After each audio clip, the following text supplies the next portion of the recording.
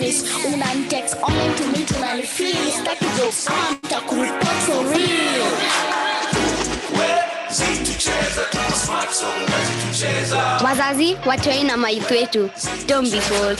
Get CyberSmart and enjoy safe entertainment and education online. The Communications Authority of Kenya. Mawasiliano kwetu, nguvu kwako.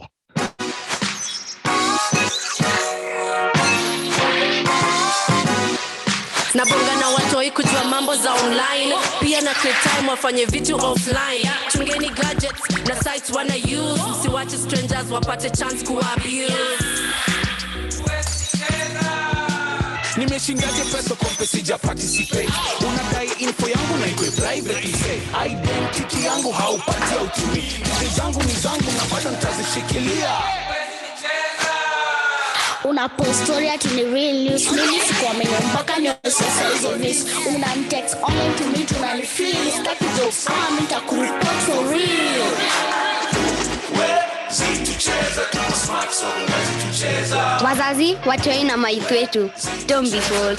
Get CyberSmart and enjoy safe entertainment and education online. The Communications Authority of Kenya. Mawasiliano kwetu, nguvu kwako.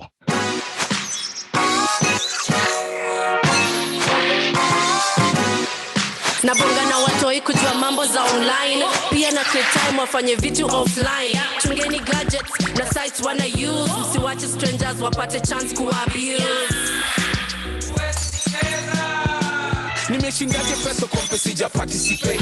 Unadai info yangu na ikwe private say. Identity yangu haupati utumi. Kitu zangu ni zangu na bado nitazishikilia. Una post story ati ni real news. Mimi sikuamini mpaka nionyeshe size of this. Unanitext online to me tunanifeel. Staki jokes, nitakureport for real. Huwezi tucheza, Tuko smart so huwezi tucheza. Wazazi, watoi na maithu wetu. Don't be fooled. Get CyberSmart and enjoy safe entertainment and education online. The Communications Authority of Kenya. Mawasiliano kwetu, nguvu kwako.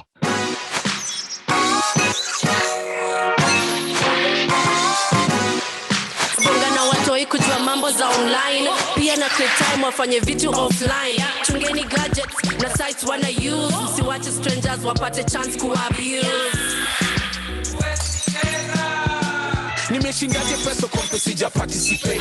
Unadai info yangu na ikwe private say. Identity yangu haupati utumi. Kitu zangu ni zangu na bado nitazishikilia.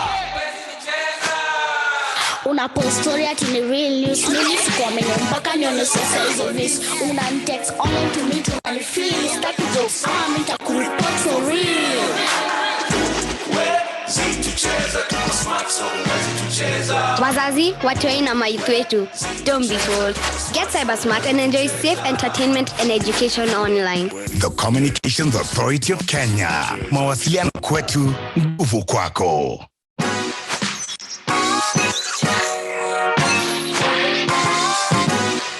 Nabonga na watoi kujua mambo za online. Pia na create time wafanye vitu offline. Chungeni gadgets na sites wana use. Msiwache strangers wapate chance kuabuse. Nimeshindaje pesa kompe sija participate. Unadai info yangu na ikwe private say. Identity yangu haupati utumi. Kitu zangu ni zangu na bado nitazishikilia. Una post story ati ni real news. Mimi sikuamini mpaka nionyeshe size of this. Unanitext online to me tunanifeel. Staki jokes, nitakureport for real. Huwezi tucheza, Tuko smart so huwezi tucheza. Wazazi, watoi na maithu wetu. Don't be fooled. Get CyberSmart and enjoy safe entertainment and education online. The Communications Authority of Kenya. Mawasiliano kwetu, nguvu kwako.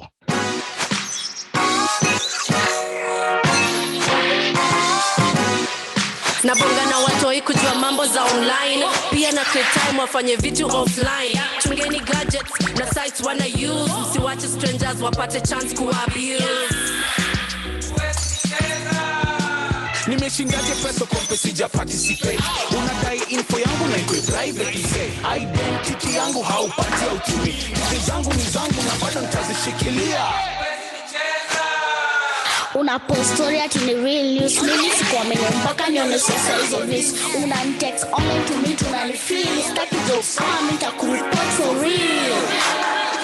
Huwezi tucheza, tuko smart so huwezi tucheza. Wazazi, watoi na maithu wetu, don't be fooled. Get CyberSmart and enjoy safe entertainment and education online. The Communications Authority of Kenya. Mawasiliano kwetu, nguvu kwako.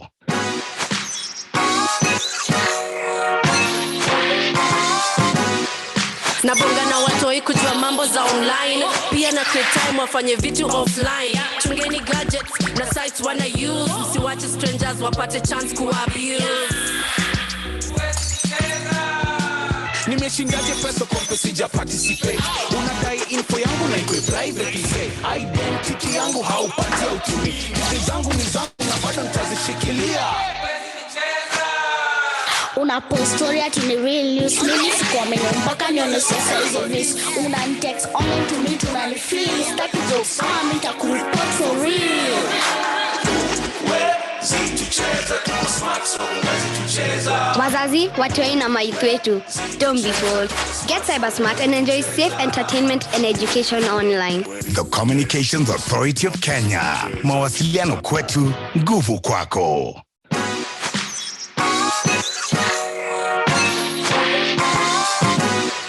Nabonga na watoi kujua mambo za online. Pia na create time wafanye vitu offline. Chungeni gadgets na sites wana use. Msiwache strangers wapate chance kuabuse. Nimeshindaje pesa kompe sija participate. Unadai info yangu na ikwe private say. Identity yangu haupati utumi. Hizi zangu ni zangu na bado nitazishikilia. Unapostory ati ni real news. Mimi sikuamini mpaka nione size of this. Unanitext online to me tunanifeel. Staki jokes kama nitakureport for real. Huwezi tucheza, tuko smart so huwezi tucheza. Wazazi, watoi na maithu wetu, don't be fooled. Get CyberSmart and enjoy safe entertainment and education online. The Communications Authority of Kenya. Mawasiliano kwetu, nguvu kwako.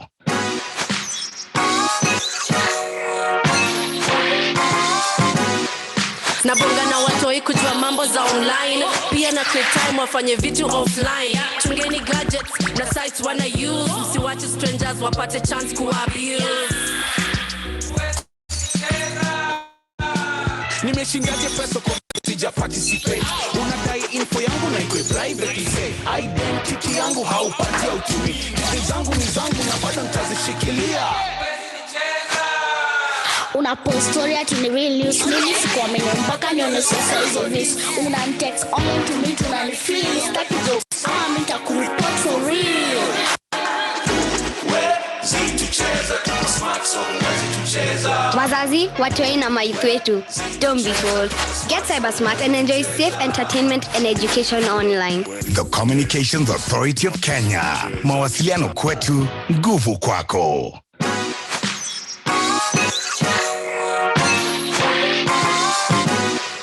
Nabonga na watoi kujua mambo za online. Pia na create time wafanye vitu offline. Chungeni gadgets na sites wana use. Msiwache strangers wapate chance kuabuse.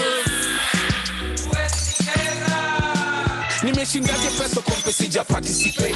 Unadai info yangu na ikwe private say. Identity yangu haupati utumi. Hizi zangu ni zangu na bado nitazishikilia.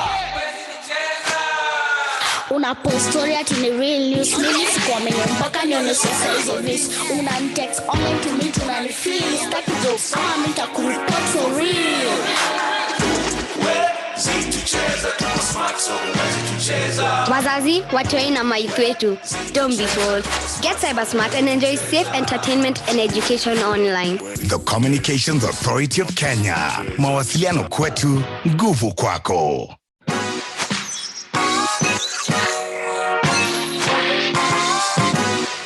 Nabonga na watoi kujua mambo za online. Pia na create time wafanye vitu offline. Chungeni gadgets na sites wana use. Msiwache strangers wapate chance kuabuse. Nimeshindaje pesa kompe sija participate. Unadai info yangu na ikwe private say.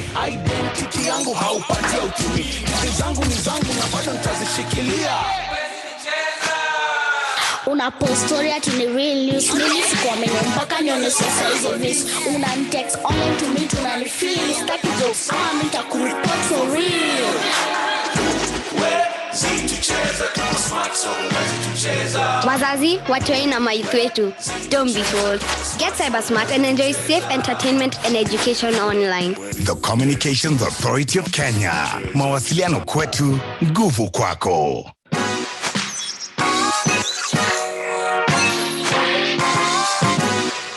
Nabonga na watoi kujua mambo za online. Pia na create time wafanye vitu offline. Chungeni gadgets na sites wana use. Msiwache strangers wapate chance kuabuse.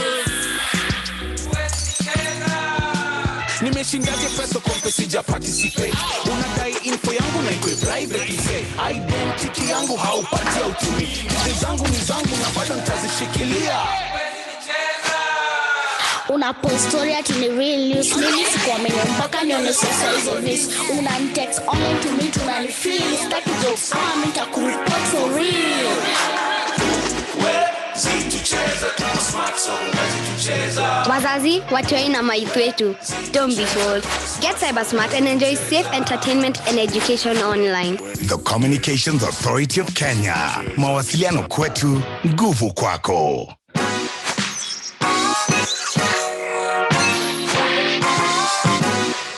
Nabonga na watoi kujua mambo za online. Pia na create time wafanye vitu offline. Chungeni gadgets na sites wana use. Msiwache strangers wapate chance kuabuse. Nimeshindaje pesa kompe sija participate. Unadai info yangu na ikwe private say.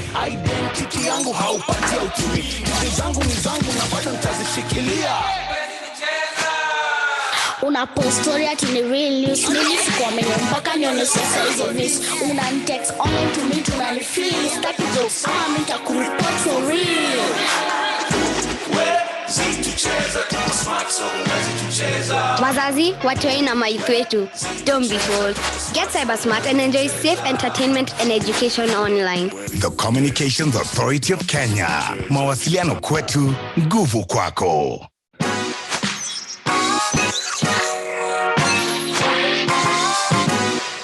Nabonga na watoi kujua mambo za online. Pia na create time wafanye vitu offline. Chungeni gadgets na sites wana use. Msiwache strangers wapate chance kuabuse. Nimeshindaje pesa kompe sija participate. Unadai info yangu na ikwe private say. Identity yangu haupati utumi. Kitu zangu ni zangu na bado nitazishikilia. Una post story ati ni real news. Mimi sikuamini mpaka nionyeshe size of this. Una text online to me tunanifeel. Staki jokes kama nitakureport for real. Huwezi tucheza, tuko smart so huwezi tucheza. Wazazi, watoi na maithu wetu, don't be fooled. Get CyberSmart and enjoy safe entertainment and education online. The Communications Authority of Kenya. Mawasiliano kwetu, nguvu kwako.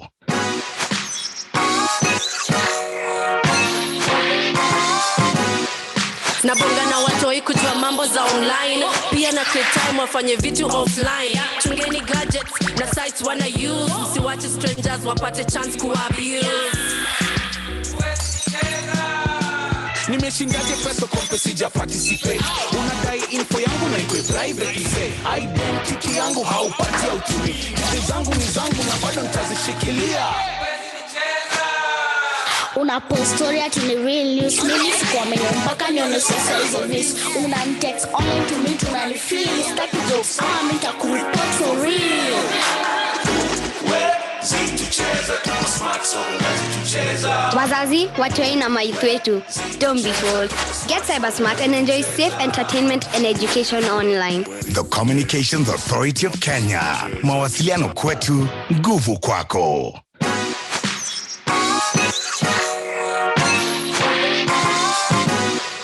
Nabonga na watoi kujua mambo za online. Pia na create time wafanye vitu offline. Chungeni gadgets na sites wana use. Msiwache strangers wapate chance kuabuse. Nimeshindaje pesa kompe sija participate. Unadai info yangu na ikwe private say. Identity yangu haupati utumi. Kitu zangu ni zangu na bado nitazishikilia. Una post story ati ni real news. Mimi sikuamini mpaka nione sasa hizo vis. Una text online to me tunanifeel. Staki jokes mimi nitakureport for real. Huwezi tucheza, tuko smart so huwezi tucheza. Wazazi, watoi na maithu wetu, don't be fooled. Get CyberSmart and enjoy safe entertainment and education online. The Communications Authority of Kenya. Mawasiliano kwetu, nguvu kwako.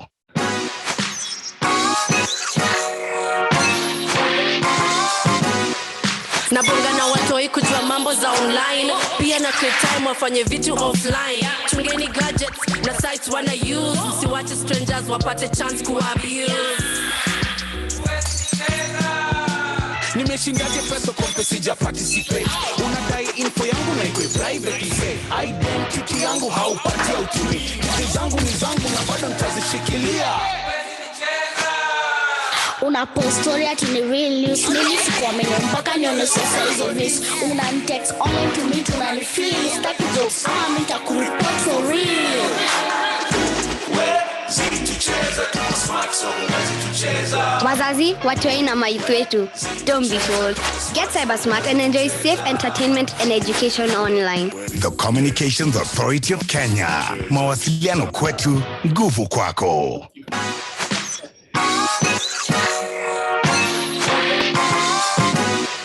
Nabonga na watoi kujua mambo za online. Pia na create time wafanye vitu offline. Chungeni gadgets na sites wana use. Msiwache strangers wapate chance kuabuse. Nimeshindaje pesa kwa pesa sija participate. Unadai info yangu na iko private say. Identity yangu haupati utumi. Hizi zangu ni zangu na bado nitazishikilia. Una post story ati ni real news. Mimi sikuamini mpaka nione sasa hizo vis. Una text online to me tunanifeel. Staki jokes mimi nitakureport for real. Huwezi tucheza, tuko smart so huwezi tucheza. Wazazi, watoi na maithu wetu, don't be fooled. Get CyberSmart and enjoy safe entertainment and education online. The Communications Authority of Kenya. Mawasiliano kwetu, nguvu kwako.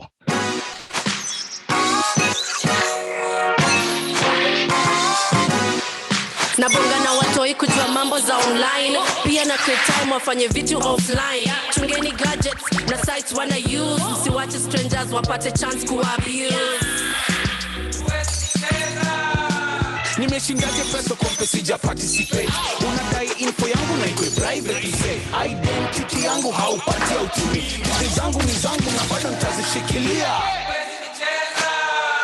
Una post story ati ni real news. Mimi sikuamini mpaka nione sasa hizo vis. Una text online to me tunanifeel. Staki jokes mimi nitakureport for real. Huwezi tucheza, tuko smart so huwezi tucheza. Wazazi, watoi na maithu wetu, don't be fooled. Get CyberSmart and enjoy safe entertainment and education online. The Communications Authority of Kenya. Mawasiliano kwetu, nguvu kwako.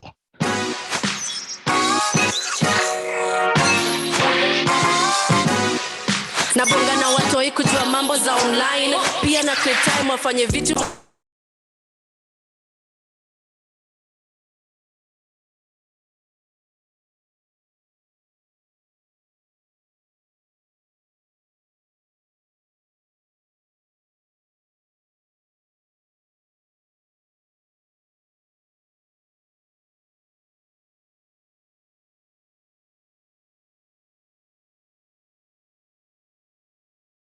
Text online to me tunanifeel. Staki jokes mimi nitakureport for real. Huwezi tucheza, tuko smart so huwezi tucheza. Wazazi, watoi na maithu wetu, don't be fooled.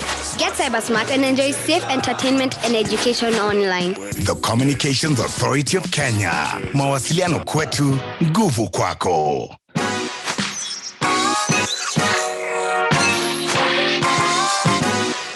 Nabonga na watoi kujua mambo za online. Pia na create time wafanye vitu offline. Chungeni gadgets na sites wana use. Msiwache strangers wapate chance kuabuse. Nimeshindaje pesa kwa pesa sija participate. Unadai info yangu na iko private say. Identity yangu haupati utumi. Hizi zangu ni zangu na bado nitazishikilia. Unapost story ati ni real news. Mimi sikuamini mpaka nionyeshe size of this. Unanitext online to me tunanifeel. Staki jokes mimi nitakureport for real. Huwezi tucheza, tuko smart so huwezi tucheza. Wazazi, watoi na maithu wetu, don't be fooled. Get CyberSmart and enjoy safe entertainment and education online. The Communications Authority of Kenya. Mawasiliano kwetu, nguvu kwako.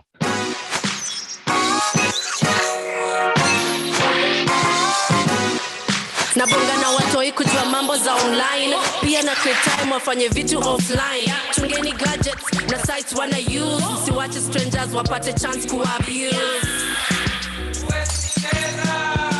Nimeshindaje pesa kwa sija participate. Unadai info yangu na iko private say. Identity yangu haupati utumi. Kitu zangu ni zangu na bado nitazishikilia. Unapost story ati ni real news. Mimi sikuamini mpaka nionyeshe size of this. Unanitext online to me tunanifeel. Staki jokes mimi nitakureport for real. Huwezi tucheza, tuko smart so huwezi tucheza. Wazazi, watoi na maithu wetu, don't be fooled. Get CyberSmart and enjoy safe entertainment and education online. The Communications Authority of Kenya. Mawasiliano kwetu, nguvu kwako.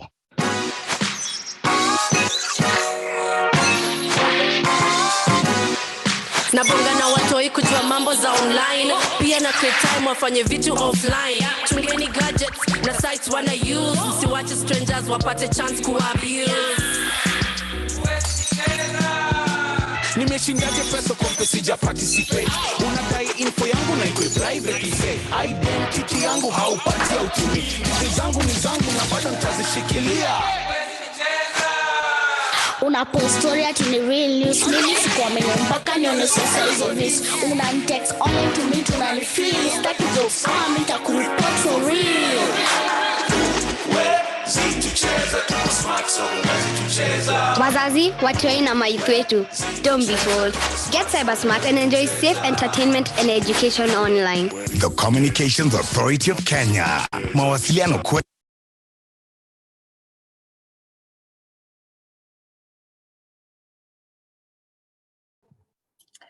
All right. A very good morning to everyone who is streaming this webinar. My name is Amina Abdiraba. I am your moderator this morning. I hope you can hear me clearly. I hope you can see me clearly. And as we get started now, for those of you who have seen this online and want to engage with us, we have a Q&A session that's going to be happening later on as you listen to the panelists, as you listen to all of the different speeches that will be given by all of our speakers this morning. We hope that you will engage us and ask us some questions in case you do have some, and you can send as many as you possibly can. Now, the authority, that is the Communications Authority of Kenya, recently launched the phase 2 of the authority's Child Online Protection Campaign. Now, this is dubbed Huwezi Tucheza, Tuko, CyberSmart, and the campaign is all about children, young children, and it's envisioned to enable children to use the internet responsibly, equip our children with the skills to stay safe online, and enable that they share, they learn from negative online experiences. We have some wonderful panelists who are going to be joining us later on. I will be engaging with them in just a few minutes, but right now, to get us started off, we have Caroline Murianki, Consumer and Public Affairs Communications Authority of Kenya, to just say a few words before introducing the Director General Communications Authority of Kenya. Caroline, whenever you're ready, please, you can take it away. Thank you very much, Amina. Ladies and gentlemen, and the young people of Kenya, I'd like to take this opportunity to welcome you to this very important discussion and conversation on online safety and how we can all be smart and take advantage of the world and the tools and the services that are in the online space. I would like to take this opportunity to welcome our Director General, Ezra Chiloba, to give his opening remarks and thereafter participate in our webinar. Thank you. Ezra Chiloba, welcome. Thank you very much.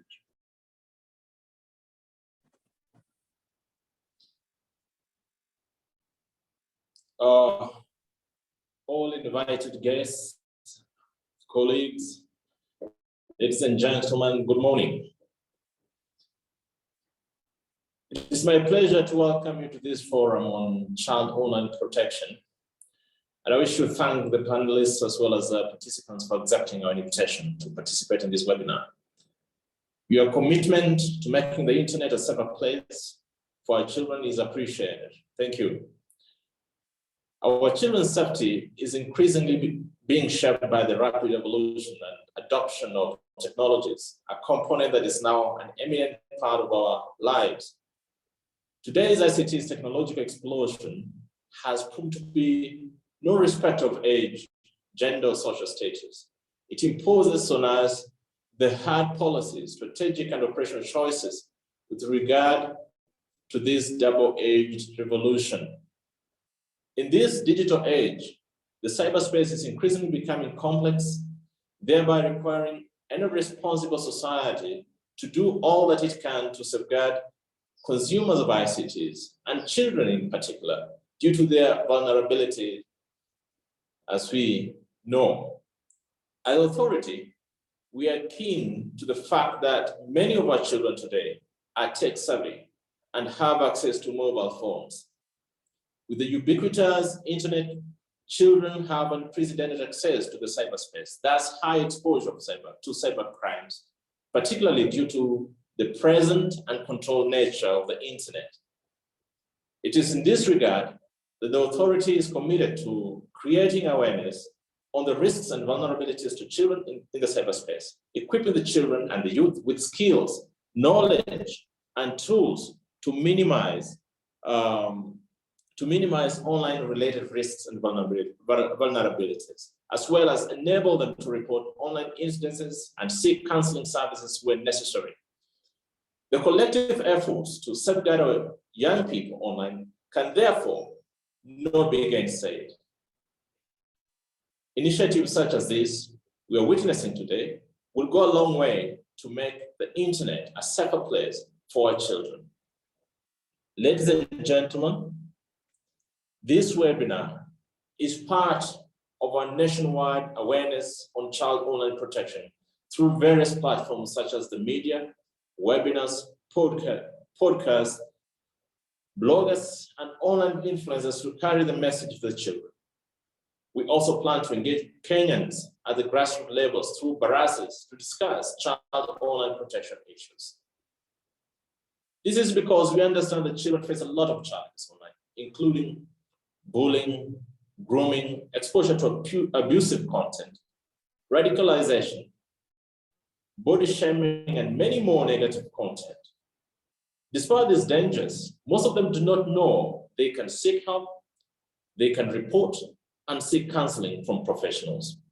Ladies and gentlemen, it is with this in mind that the authority has organized this webinar to not only highlight your various insights on how to identify possible online risks, but to also establish how and where you can report them. It's for this reason that this webinar shall engage with panelists, many drawn from the online space, young people who have leveraged social media and have the ability to influence the behavior or opinion of their followers. At the authority, we envision that this webinar will go a long way in empowering children and youth and increase their knowledge on online safety and reduce the cybersecurity instances.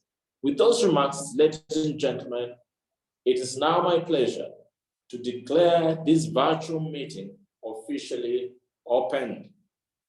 Thank you for your attention and all the best as you engage. Karibu sana. Thank you very much, Director General Ezra Chiloba, for expressing the authority's commitment to empowering children and young people on online safety, and to also empower young people to leverage technology to advance all aspects of their lives. And we really appreciate you officially opening this session. Thank you very much. I will now request Amina to start off our panel discussion. Thank you. Thank you very much, Caroline. And thank you very much as well to the Director General, Ezra Chiloba. We appreciate you kickstarting this webinar. And there's so many different things that he has said that I 100% relate to. As someone who is constantly and consistently using social media, I wish that this is something that a lot more young people were aware of. You know, when it comes to body shaming, when it comes to cyberbullying, when it comes to the assistance that they can get. And I appreciate that we have a webinar like this one so that they know that they are safe and they can still be protected while they are online. So thank you so very much for that. Now, as we kickstart this program, I have to start by saying hello to my panelists. I can see Miss Jane Kinyanjui, Communications Authority of Kenya, being represented. Hi, Jane. Hi, Amina. How are you? I am great. How are you? Fine, thank you. I'm glad and excited to be here. Wonderful, wonderful. Now, I also see Mr. Lawrence Okoth, Anti-Human Trafficking and Child Protection Unit, Directorate of Criminal Investigation. Good morning, Lawrence. Good morning to you and all the panelists. Thank you. Thank you very much. Now, do we have Mulamwa and Aziad Nasenya Wafula, both of them being content creators? Do we have them with us right now? I cannot see them. Aziad. Yes. Hey, yeah, I'm here. I'm here too. Thank you so much, Amina. Hi, Mulamwa. Hi, how are you? Hi, Amina. Where is Aziad? I can't see Aziad. I'm Hi, here. You darling, can't see where me? are you? I cannot see you. Hi. Really? No, we can't, but it's okay. We can hear you clearly. Oh, there you are. There you are. There you are. There you are. Now we can see you. Hey. Morning. Yeah. Hi. Okay, great. So we have everyone. Hi. Everyone is on board. Wonderful. Now that we have everyone, now to those of you who are streaming and watching this webinar, like I said, you have a Q&A session. You can start writing down your questions in case anything comes up as we're talking to the different panelists. You can send them in and we can have that before the end of this webinar. So please do write down your questions so that we can ask your panelists. Let me get started with Miss Jane Kinyanjui. Now, Jane, I wanted to just start with, I wanted to start on a serious note. Now, what we're talking about, because as I was listening to Ezra, he kept talking about vulnerabilities. What are the most common vulnerabilities that you have seen among children online? Okay, thank you for this. At the authority, we do monitor. We have we host the National Kenya Computer Incidents Response Team and Coordination Center, which brings various players today together to look at what are the vulnerabilities, what is going on out there, how do we respond to these. So we receive complaints, we address this, we investigate, and we work with various agencies. Now, when it comes to children, the biggest issue becomes cyberbullying. I think because a lot of children have access to devices and internet, there's a lot of cyberbullying. There's a lot of cyber trolling amongst children within themselves. The children bullying one another. And then we do have a lot of child online exploitation. And now this takes various forms. There is child online sexual exploitation, where we have adults pretending to be children.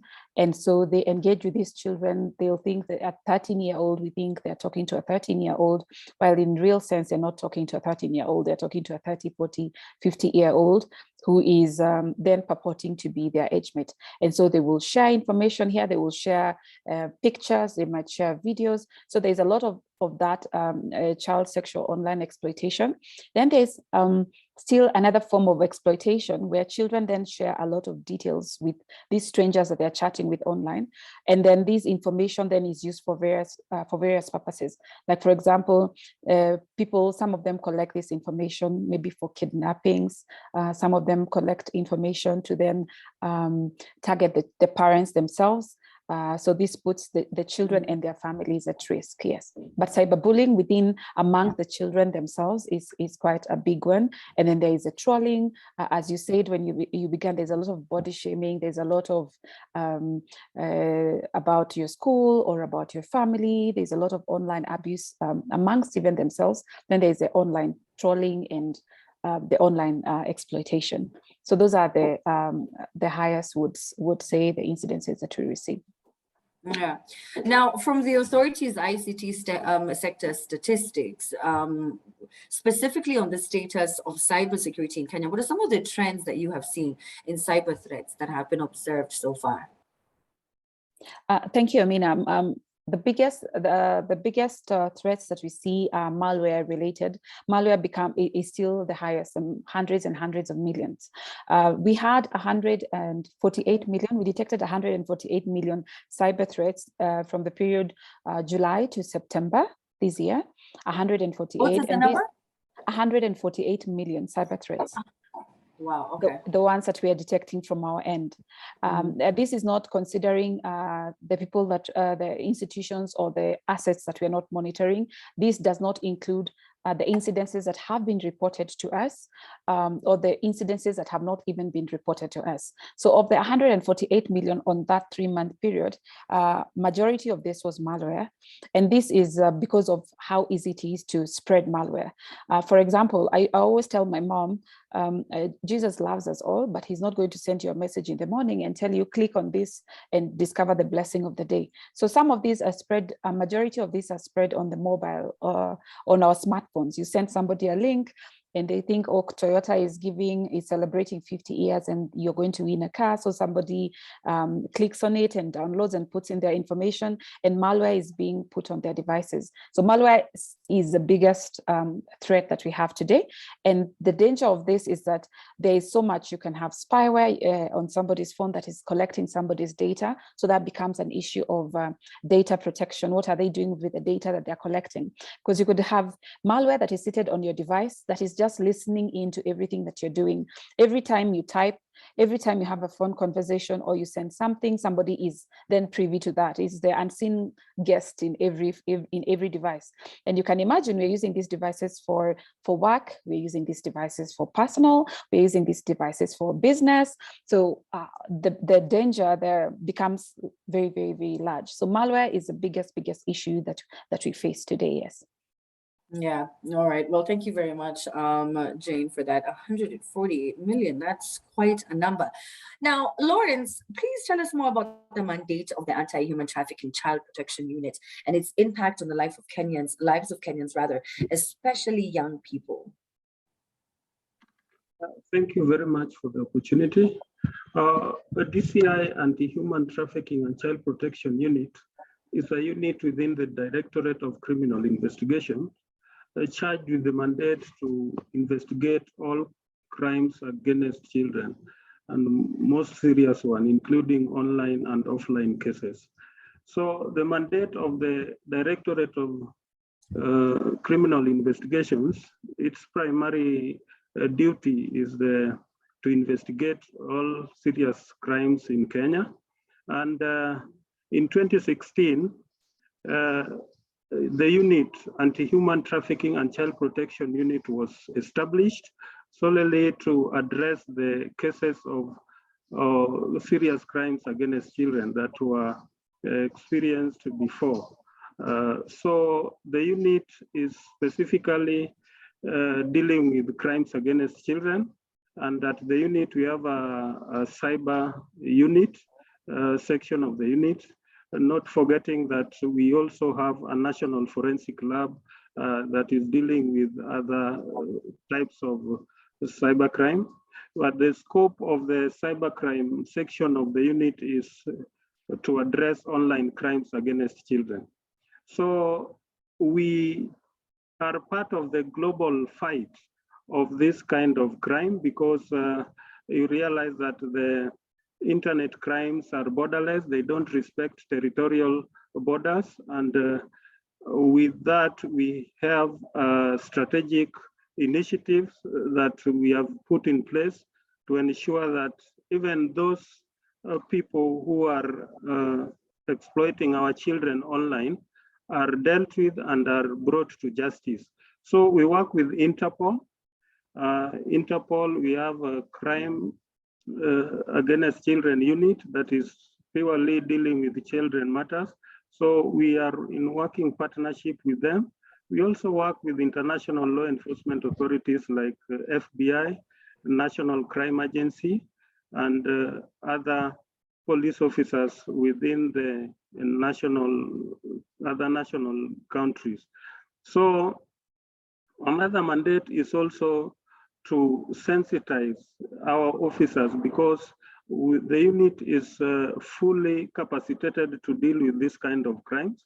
So we try to ensure that even those officers at the station levels are also aware of these kinds of crime and what to do as the first responders, because the unit is only in Nairobi and in Mombasa, but our scope is nationwide.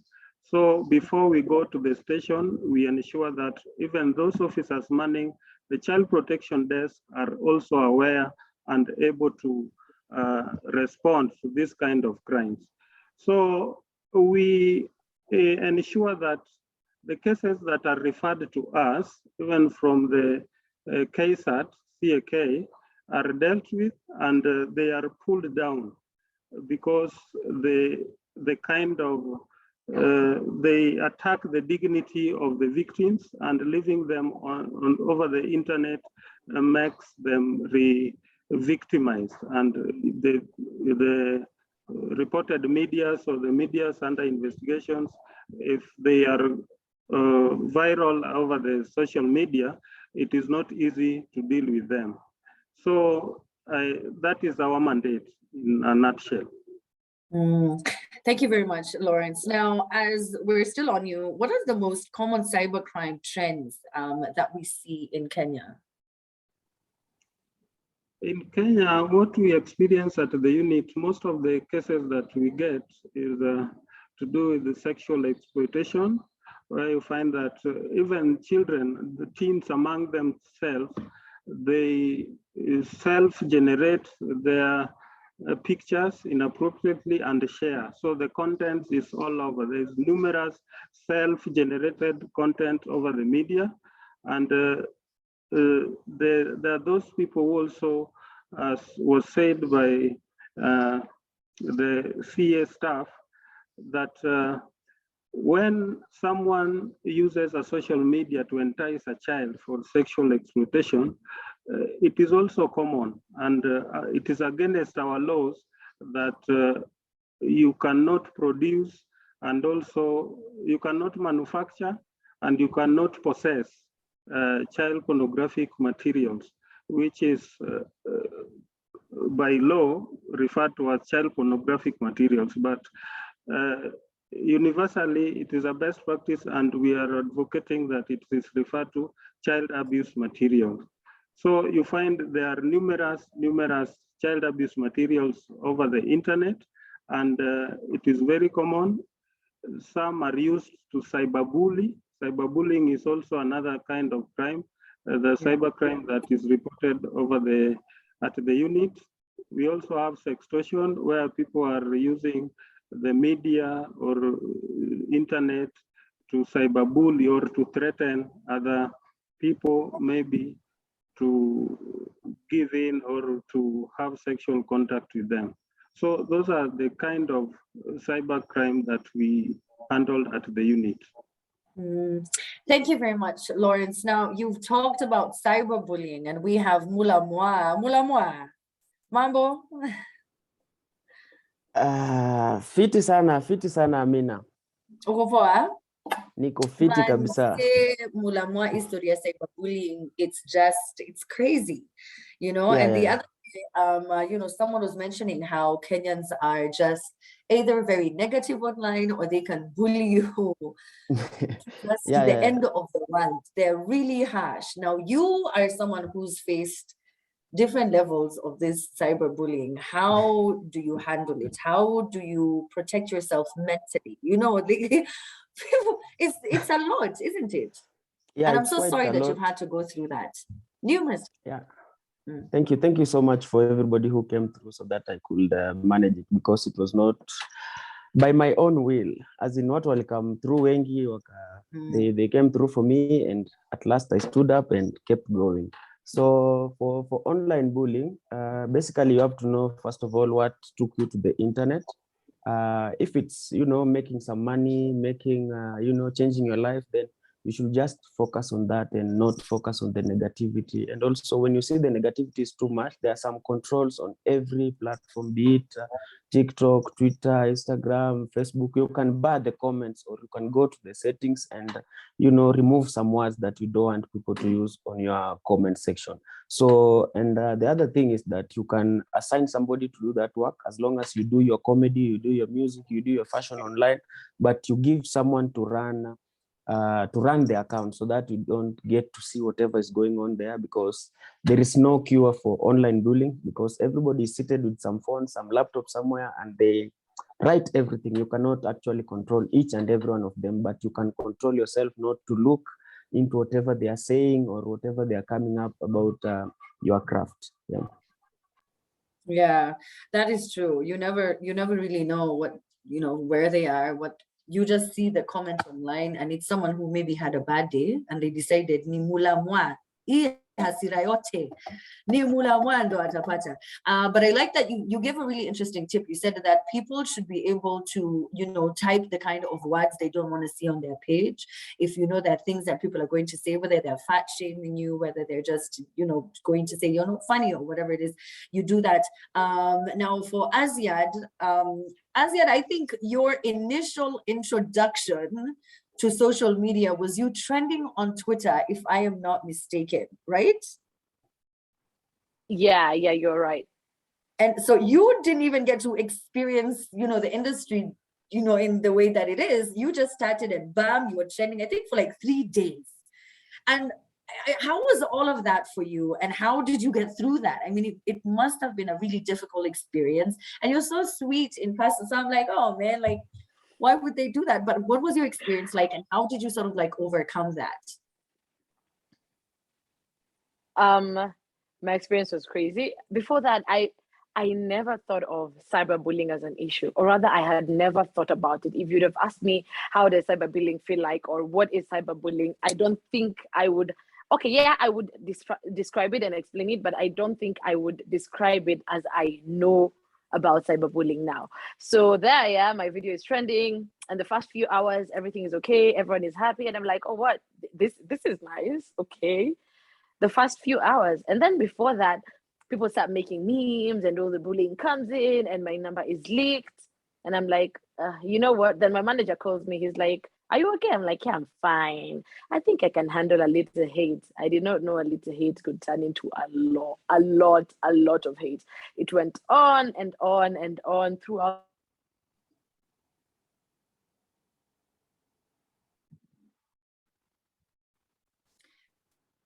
Azir, I think we've lost you. The network is a bit shaky where you actually are. Oh, there we are. Sorry? We've got you back. You're back. Yeah. We lost you for a second there. So you said that your manager called you, asked you if you were okay.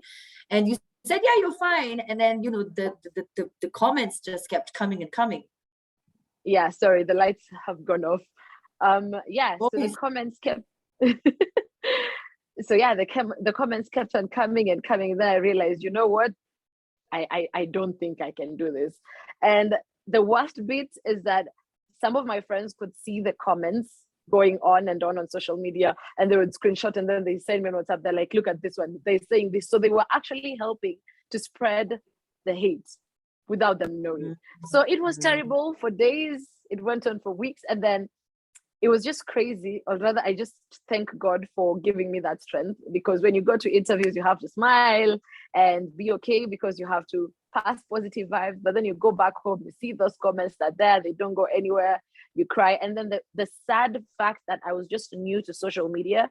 So in the beginning, I did not know how to deal with it, but I'm so grateful that I had close people that were nice to me, and they were so close, and they helped me, and also my management that helped me to tap out of it faster. I feel like if I could not have these people, then I would have engaged the haters, because that was the first thinking. Why not just respond to them? And then you realize these are people hiding under pseudo accounts, so you cannot respond to them. You cannot fight with people who know who you are, but you don't know their faces, you don't know how they look. So that is one thing that I am so grateful that I did. I never responded to them.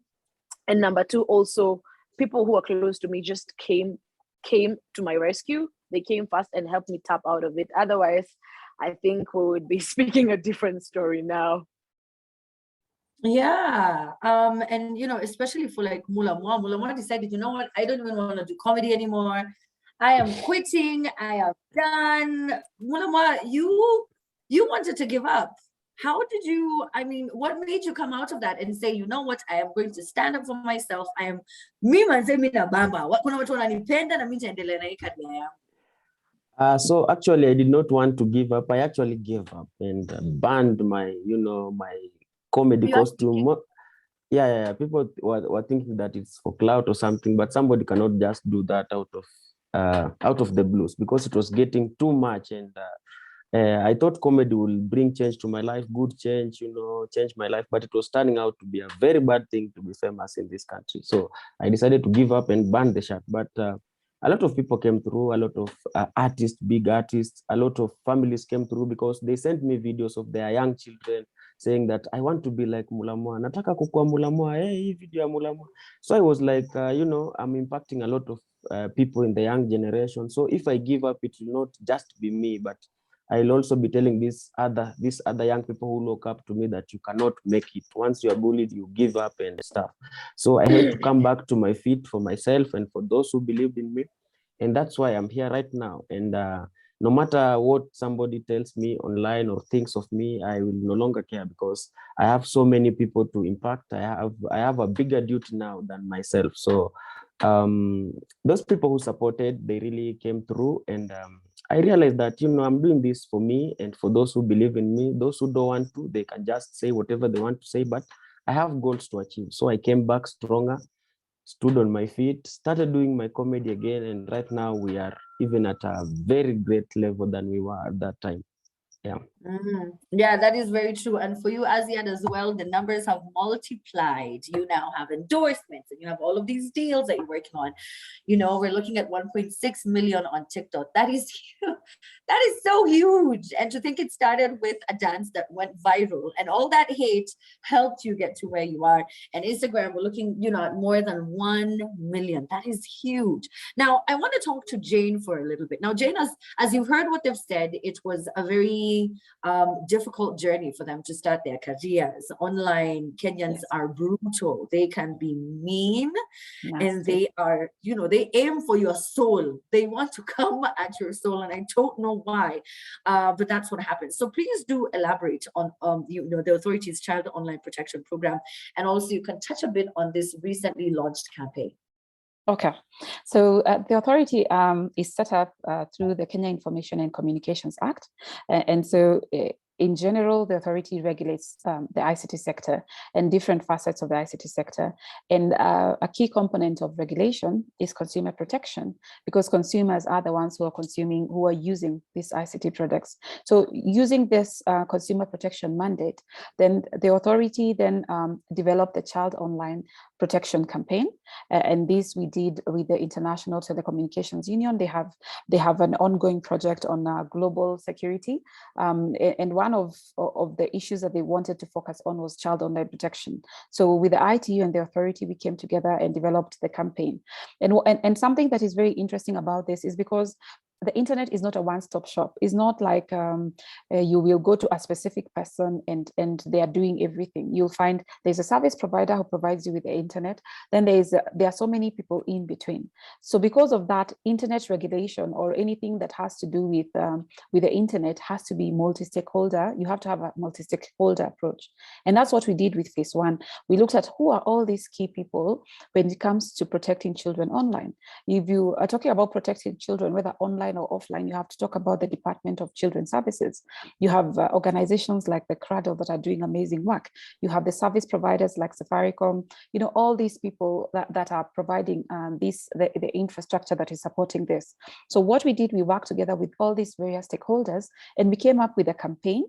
And the first phase of the campaign had targeted parents, teachers, guardians, caretakers, people who take care of children on a daily. And what we wanted to do was tell them, look, here, these are the dangers that are going on online. This is what is out there, and this is what we can do. So let's work together, the authority and these stakeholders, together with the guardians and the parents and the teachers, and see how we can protect the children online. And that was phase one. And we did amazing booklets. We distributed booklets. We had TV campaigns. We had so much. And we reached out and we did a lot of training. We have done quite a bit of training with teachers and administrators and a lot of even community-based organizations that are targeting children. And what we learned through phase one was, as parents and as teachers, we are overwhelmed. Let's be honest. The children are digital children. They are learning. They are born with tablets in their hands. They can do. You'll find a child can find Cocomelon on YouTube, and they cannot read, but they know how to find Cocomelon. So the children are definitely more advanced than the parents or the generation of parents that was there, especially the children who are being affected by what Lawrence was talking about. So we said why we need to them directly target the children and come up with initiatives and programs that are sustainable, because we're talking about a country that is a digitally transformed country. We're talking about a CBC program that one of the anchors is to develop a digital citizen who has the knowledge, values, and skills to not just survive but to thrive in this digital environment. So phase two then brings on board these lessons that we learned and now targets directly the children and the youth, telling them, now we were talking to your parents, but now we want to talk to you. We want you to be cyber smart. That's what we want to do, to directly reach the parents, the children and the youth. And a very interesting aspect of this is it will enable us to understand. It has enabled us to understand the target audience better. Let me just give an example, a personal example. When I was talking to my daughter, I have a 10-year-old, and she was telling me about an incident during when we were doing online learning at the peak of COVID. And she was talking about an incident that happened about a student who shared some inappropriate content on the group chat. And she told me, and her mom found out because she had not deleted her history. So first I stopped and said, okay, she knows, my 10-year-old knows that you need to delete your history so you don't get caught whatever you are looking at. And that is the reality where we are operating at. We are operating with children. That's a 10-year-old. We are operating with children who are digitally advanced. So we need to reach to them directly and talk their language and bring them on board. And this is what phase two is about. It's about reaching directly to the children and the youth and telling them there's this. You start that story, that fake story about somebody, and then it goes viral, and then it affects this person in this particular way. That actions have responsibilities, and you have this amazing right to information and this amazing freedom of speech that generations behind you have fought to have this kind of freedom, but there are certain rights and responsibilities that come with that. So in phase two, what we are doing is we are reaching directly to the children and to the youth. Phase one, we talk to the parents, the guardians, the teachers, and we equip them with the skills and the knowledge of what are the dangers in this environment and how can you protect them. But now in phase two, now we are talking directly to the children and telling them, this is what you need to do. This is how we can make the internet safer for everybody. It starts with you. We all have to work together for that. Now about going to what Mulamwa and Aziad went through. Aziad had said something. She said something about the pseudo accounts, people hiding behind accounts to target people, and how at first she had never thought of cyberbullying as an issue, and then she went through it, and she was so fortunate to have this group of people who are surrounding her. So the biggest thing, number one, is, do we report? I find like in Kenya, what happens to us, we go through something and maybe we don't report. Maybe we're not reporting because we don't know where to report. And as the authority, now we're saying you can report to the CA, you can report to us, you can email us. We have an app, we have the KSAT app. You can download the app, you can share with us screenshots, you can share with us links, and we'll be able to investigate and take down offending accounts or deal with that either law enforcement agencies will take action, because cyberbullying is a crime under the Computer Misuse and Cybercrimes Act. It's actually a punishable offense. So reporting is a big issue. We need to really report so that it's a deterrence to others. Because when you report, if it's a pseudo account, it will be taken down. We work together. We have a very good working relationship as a KSAT and CA with service providers such as Facebook, Twitter, Google, and all these other people. They're always willing and ready to work with us. KSAT works 24/7. So whatever time it is that this is happening to you, you can report to us. We have a hotline, we have email, you can download the app, you can reach out to us. So you are not alone. What else I would like to say, all of us need to raise our voices and speak about these things. Let's not wait until your account has been jacked and then you reach out to the KSAT to help you with it, and then that goes. Let's take it as a day-to-day. And Amina, you talked about this at the beginning of this session. We were talking about all these things are happening and we all have a responsibility. If we have a platform, there's a small element of like public service that goes to it. Let's talk about cyberbullying. Let's not lead others into like trolling and the rest. So let's report. Let's talk about these things. Let's cancel this. It's not cool to cyberbully. It's not cool to troll. It's not cool to I see even photoshopped images that and fake news and deep fakes and defamation. I've seen now we have a lot of cases in court about defamation and the rest. So we really all have to rise up as a voice, because the freedom of expression as we have today has been really fought for us in this country. So let's safeguard that by talking about this. So Mulamwa, Aziad, and the rest, let's talk about these experiences. Yeah, that's what I'd say. Thank you, Amina. Yeah, let's talk about them some more. Bullying back in the day, when you were being bullied, you'd be bullied in school and then you'd go home, right? And now with cyberbullying, it's 24/7. So it follows you everywhere you are, day and night. So you never really get away from all of the bullying. It just doesn't stop. You see it all the time. You can't really function you just are sad and really depressed. You could have a break on the weekend back in the day, and then Monday, when you go back to school, there's someone you're trying to avoid. But now you have people coming at you, just from all over, and you have people like now Aziad telling us that there are all these pseudo accounts, so you don't even know who it is that you're fighting. Now, Lawrence, when we talk about cybercrime, what exactly, or rather, how do you handle cybercrime incidences here in Kenya, especially from a law enforcement perspective? If Aziad is to report, if Mulamwa says, what, there's this David Maina who has been doing this, what exactly happens? Yes, from a law perspective side, we are guided by the Cybercrime Act. Section 4 talks about how to investigate cybercrime incidences. And when we are handling cybercrime against children, we usually try to ensure they are pulled down, and to ensure that there is no reoffending, we also do a multi-stakeholder approach, whereby we bring some other agencies in, like CAK, they assist in pulling down, and also some other ISPs, they give us because evidence towards cybercrime is digitally stored, and they are stored within the servers of ISPs, and some emails, and even the phone of the victim or the perpetrator. So we ensure that we, guided by the rule of law, we access the accounts that are reported, and through court, we are able to obtain court orders to serve the ISP so that we can get the evidence that we need to prove our cases before court.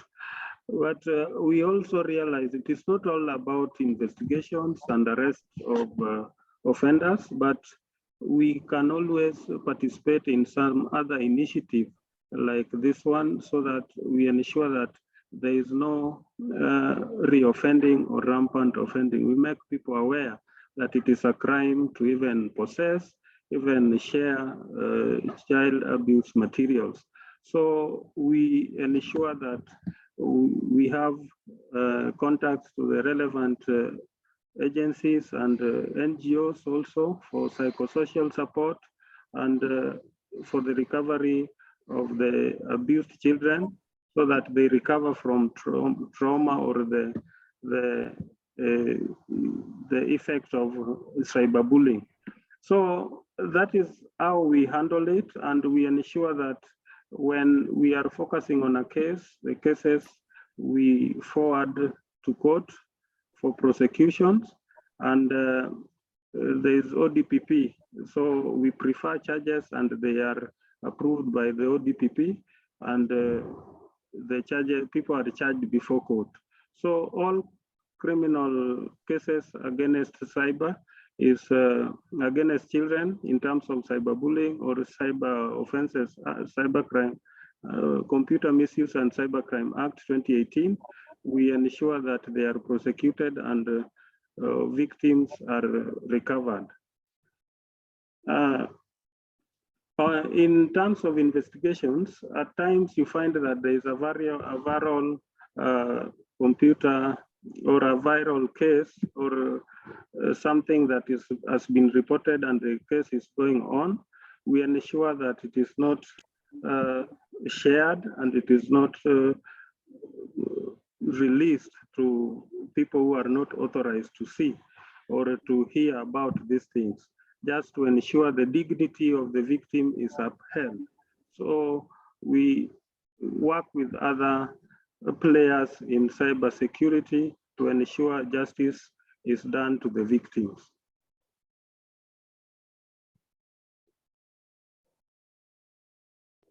All right, thank you very much, Lawrence. Now, Mulama, Aziad, let me just ask you guys this. So Aziad, which one is the platform that you use the most?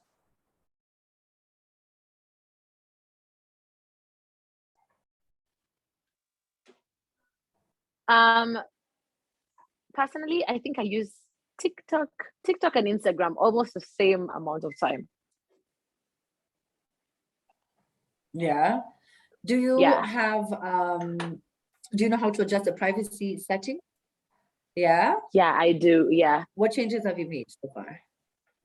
There are some words I filter out. I think that's the only thing I've learned how to do. There's some words I filter out, and then I can only let people that I can manage, or rather I can control, people who DM me. Yeah. All right. Yeah. Have you felt like that has helped your experience online? Has it made it easier or just a lot better for you to experience these platforms?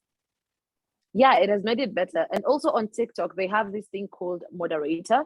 So you can choose some people to be your moderator. So for example, you see when you're going live, when you're doing your lives, and then there are people who always come and head in the comment section. So these moderators can block them. And you can have up to a maximum of 50 moderators. So if you know you're going live, you could just inform your moderators and tell them, okay, I'm going live. So your live will not have those hate comments coming up. And yeah, it has really helped. Is that only on TikTok? Is that only Sadly, on TikTok? Does Instagram have that? No, Instagram does not have that. It's only on TikTok, sadly. Oh no. You know, I wasn't understanding. I think I joined your live one time. You were cooking. And you were like, really? oh, you watch? Moderators. And I was like, your moderator. I'm like, is this a session? Or, you know, is that an event? What do you mean moderator? So what happens is you appoint certain people. Yeah. So that you don't have any hateful comments to like delete them or. They actually block the people or they mute them. Yeah. All right, I think blocking, you know, just works better for me. What blocking do you advise? Should you block them or should you like? Yeah, yeah. Block all right, them. So, I would Mulama, say what about you? Do you? That is like block all of them. Mulama, what about you? Block them. You use that block button in a Ribikata. Yeah. On Facebook, I've blocked over 20,000. On Twitter, around 16,000. So I just keep blocking and blocking because I'm a big fan of Facebook and Twitter, and those are the headquarters of bullying, I think. So I normally block, like on Facebook, you block someone, or once you post a photo, you choose who to comment on the photo. Like you can choose 10 people, 5. So you actually moderate yourself on who will comment. And also, just like Aziada said, you can go to the settings and pick words that somebody cannot write, because to us comedians, they usually write not funny. So you go there in the settings and write the word funny. So the word funny can never be used in your comments. So there are so many other things that you can do. If it's body shaming, if it's anything to do with whatever they like attacking you with, then you can go and bar whatever that is. Then on Twitter also, there are settings that you can control who are retweeting your tweets, who are commenting on your tweets, and you can as well block those who continuously bring the negative vibe, because you can actually see them, because whenever you use the app, you will notice so and so is always here with this. So you block them and bar those that can interact with your content or with whatever you are tweeting out there. So there is a lot that can really be done, and you can actually also stop the comments altogether, so that nobody can actually say anything or comment on anything that you post out there. So they'll have to pick it and go and talk about that thing somewhere else. Also, another thing, when you see that there is so much trolling online, you can assume that hiyo ni kama tu jua inakuchoma. So it's your turn now to get out the solar panel and harness all this energy. So that's the best time to do adverts. That's the best time to push your content. So whenever the light is on you, then you don't always cry. You harvest all that energy and put it into use. Yeah. Oh, Mulawa, you made me laugh. You're right. You're like, I have all this attention. Everyone's giving tea about me. No problem. I am going to make sure that I use the limelight that is on me appropriately. This is when I will announce all of these campaigns that I'm working on. This is when I will tell them I will be at this webinar for Communications Authority of Kenya. That is so interesting. All right. So now this also goes to the both of you again. Mulama, you've been trending over the past couple of days. Your personal life has been a subject of concern to a lot of people. Do you ever feel like there's a line that, when it comes to you sharing your personal life? Is there, do you ever feel like, it's too much, or is it ever enough? Yeah, there is a line, and as I said earlier, there is everybody has a reason as to why he posts something online. So when you see me posting, let's say, my girlfriend, it's because I have that power to empower that woman out there. And because I know what I'm gaining from the internet, I will really wish the same for her, because I see a lot of women, earning online, empowering other young girls. So if you empower this one, then she will be in the same capacity to, be the next Aziad, be the next Amina, be the next that big person. You don't hide them, and yet you have the capacity, to push them from one level to another, because you find that most of the people we are dating, they are talented, they have these skills. So if you put them out there, it's like a big push you've given to them, and it's a plus to your family, it's a plus to their family, and it's a plus to the community at large, because at some point they will be the they will be the mirror of the society also. So when we post them out there, we are not like we are exposing our lives. It's not like me Mulamwa, I'm trying to show people my life. No, it's because we are widening the net, because there are some deals out here that you cannot get if you're not a couple, right, Amina? That is very true. Yeah. There are some deals that you cannot get. Maybe you want that pamper deal, you want that about your child. You cannot get that unless they have seen the child and they have seen the effect online. So when we are putting all this out there, we are just broadcasting the net so that we can have so many avenues to earn from. Not just comedy, which is crowded and there are a lot of people. You should also widen the net so that you cover a wide area. So of course there is a line, and it depends on what you are actually eyeing and what your plan is and whatever you are doing on that internet. But I believe everybody has a right to be on the internet, and I thank the people who came up with this to at least make it a safer place for everyone, because we shall not hide people because the internet is bad. The internet should accommodate each and everyone from 0 to whatever age limit. Yeah. That is very true. And congratulations, by the way, on being a dad. Thank you. Thank you. Right. Thank you so much. I appreciate it. You're right. You do have to share some of these things so that you can get all those deals and those contracts. And you're right. You know, when you share some of, you know, the people that you're with in your life, in the case of Bahati, who shared that, then a B, who's now a whole musician. I completely understand that. Now, for you, Azia, you don't share much of your personal life. Do you feel like that was intentional? Yeah, it's intentional. I prefer to draw a very distinct line between my personal life and the Azid and social media because, yeah, I believe people knew me. I've been on this platform. I know what it comes with. I know the dangers and the benefits of fame. And I don't think I want to put such kind of a pressure to my loved ones. Because it's insane. It's crazy. The moment everyone knows that's Aziad's dad or that's Aziad's mom, my mom can no longer walk like a normal person and just go to the market. People on social media are crazy. And yeah, I came to the limelight because people knew about me. So let people get to see me and let my family just be, because most of the time people are always like, where's your boyfriend? Please show us your mom. Please show us your dad. I'm like, no, they are not on social media for a reason. I am here. So let's just appreciate me putting my private life, my personal life, personal. I'll be here. You'll see me cooking. You'll see me going for vacations and stuff like that, because that's what I want you to see. Whatever I don't want you to see, then I feel like it's not important. Yeah, and it's so unfortunate now with so many different blogs and, you know, bloggers who then now I think infringe on that personal, you know, space and take videos and pictures and share that. You're not hiding your boyfriend or your mother. It's just you choose to not show them. You're not embarrassed. You're not hiding. That's just not what you want to post. Yeah, exactly. That's just not what I want to post. That's not my content. And I also personally, I used to say I thank God for the cyberbullying because it opened my eyes and it made me experience this whole side of social media before getting into it, so that when the bullying even comes in the middle of my career, I'm like, you know what, I can handle it, because it was terrible. It went on and on and on. So I think that side also made me realize that social media is not, it's not a pleasing place to be on. It's not a pleasing space to be on, especially bringing there people who are not ready. It can be, and then it cannot be nice. So I don't think I want to put my grandmother or my grandfather or my dad into that headspace, because sometimes I'm always like, you know what, I just wish I would be a normal Azia to just go out and walk and go to whatever place, but you cannot do that. The moment I start putting my parents there, then it just takes away something from their normal life, which is unfair to them personally, I think.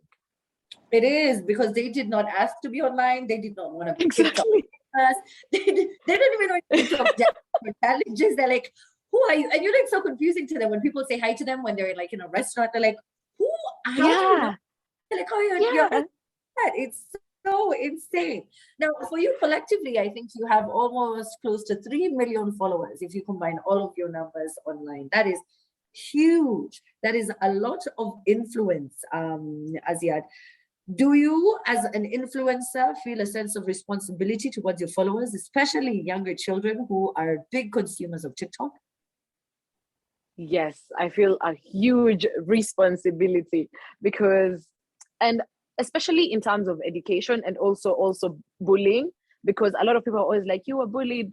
How did you? Because, you know, these small kids, even though they are young and small, they do get this harsh comments from people. You'd actually find a video on TikTok of a kid, and then you'll just find a grown-up going there and commenting stuff, and you're there wondering, you're checking your profile, you're an adult, you're commenting on a kid.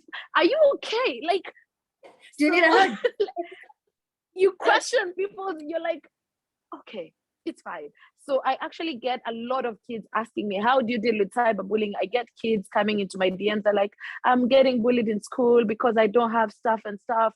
I'm like, no, it's okay. I try to respond to what I can. What I can't, I just, during my live sessions, I just try to tell them how to deal with bullying, what to do, don't respond to them and stuff like that. And also a lot of kids, especially people who are done with high school and people who are just getting into social media and college and stuff like that, are always like, why are you still in school yet you're already big on social media? So I also just tell them, even though I'm big on social media, I feel like you need to get the papers. Yes, you have the talent and the money coming in, but at the end of the day, it's just for self-satisfaction, for you to be able to say, I got this degree, I'm in school because I got this. So also education is important as much as you're also on social media. Yeah, So, it is very, very important. So you try and talk to them and you try and like guide them and advise them. And I also see how careful you are with your content. I mean, you got online to just post your thing. You love dancing, you love music. And then all of a sudden now you are responsible for a million people, and then people are looking up to you and you're like, okay, is this too bad? Is this okay to post? You know, and I like that you're very considerate of the fact that you have a very young following, and they're very, very young, very impressionable and very vulnerable. Now, if we could just switch things over and go to Mr. Lawrence. Now, Lawrence, as a law enforcement officer, I wanted to ask how, are there cases where children or young people have had trouble with the law, especially in online crime or such cases, and what exactly has been their fate? Yeah, most children are either they are not aware of what they do online, and our unit is victim-centric. We focuses on victims, and our victims are children. You find at times that even children commit crimes using the internet, but they are usually made to do those things at times, or they find themselves in the internet or social media and try to do some things that to experience something. And when we see that it is more of a crime than even other it is not because they know and they have committed an offense. At times and there is a complainant about the case, we try to forward the case to ODPP for advice, whether to charge or divert. There is a diversion guideline. So there is a mechanism in place to ensure that the children who are in contact with the law are assisted and are also screened even before they are taken to court. So we don't directly take children to court. There are those children who commit offense online, they are not directly taken to court. But in the event they find themselves in court, it is after a lot of consideration through the relevant agencies. And it is not common that we take children to court with us. Yeah. All right. And you're right, young people also do commit some of these crimes. Mulama, when you're buying any device, do you read the terms and conditions usually? Honestly, not usually. I just, go to the manual how to start this thing and just, use it. I bought it to use it. So, and I know many on this webinar also, they don't, because hatuja focus hapo sana kwa Kenya. Hatuangaliangi ma instructions. Hata soda ukishamaliza ndo unaenda kwa ingredients. I think no. Honestly. So you've never read any terms and conditions? You're just the ones for agree. I agree. Yes. because without agreeing, you will not go past that. But if there was an option of going past it without agreeing, then we will go past. But usually when I get a new device, say a phone, a laptop or something, I usually don't go through that much. You just agree, or if it's an online document about an app or something, you just go and just start using it. Yeah. Yeah. Okay. What about you, Azia? Do you ever read anything? Do you ever go through and you read and understand what it is that you're actually signing away? Did you give away a kidney? You don't know. Do you read? They're like after I just peruse. I just peruse. I'm like the usual. Accept. You just sign it away. I give my kidney away. Like, yes, I'll give away my you know, and they come for you. It's insane that people don't do this. Now, Jane, how necessary and important is it for people to understand what it is that they're agreeing to once they get these ICT devices? Absolutely necessary, absolutely important. Sorry, I'm still laughing at Mulamwa drinking. You look at the ingredients after you've taken the soda. But it's very, very important. And we understand that sometimes those things are written in such small print, and they're so long, and you're wondering, okay, I'm sure hundreds of people have downloaded this app, have used this device, so I'm okay, I must be in the safe people.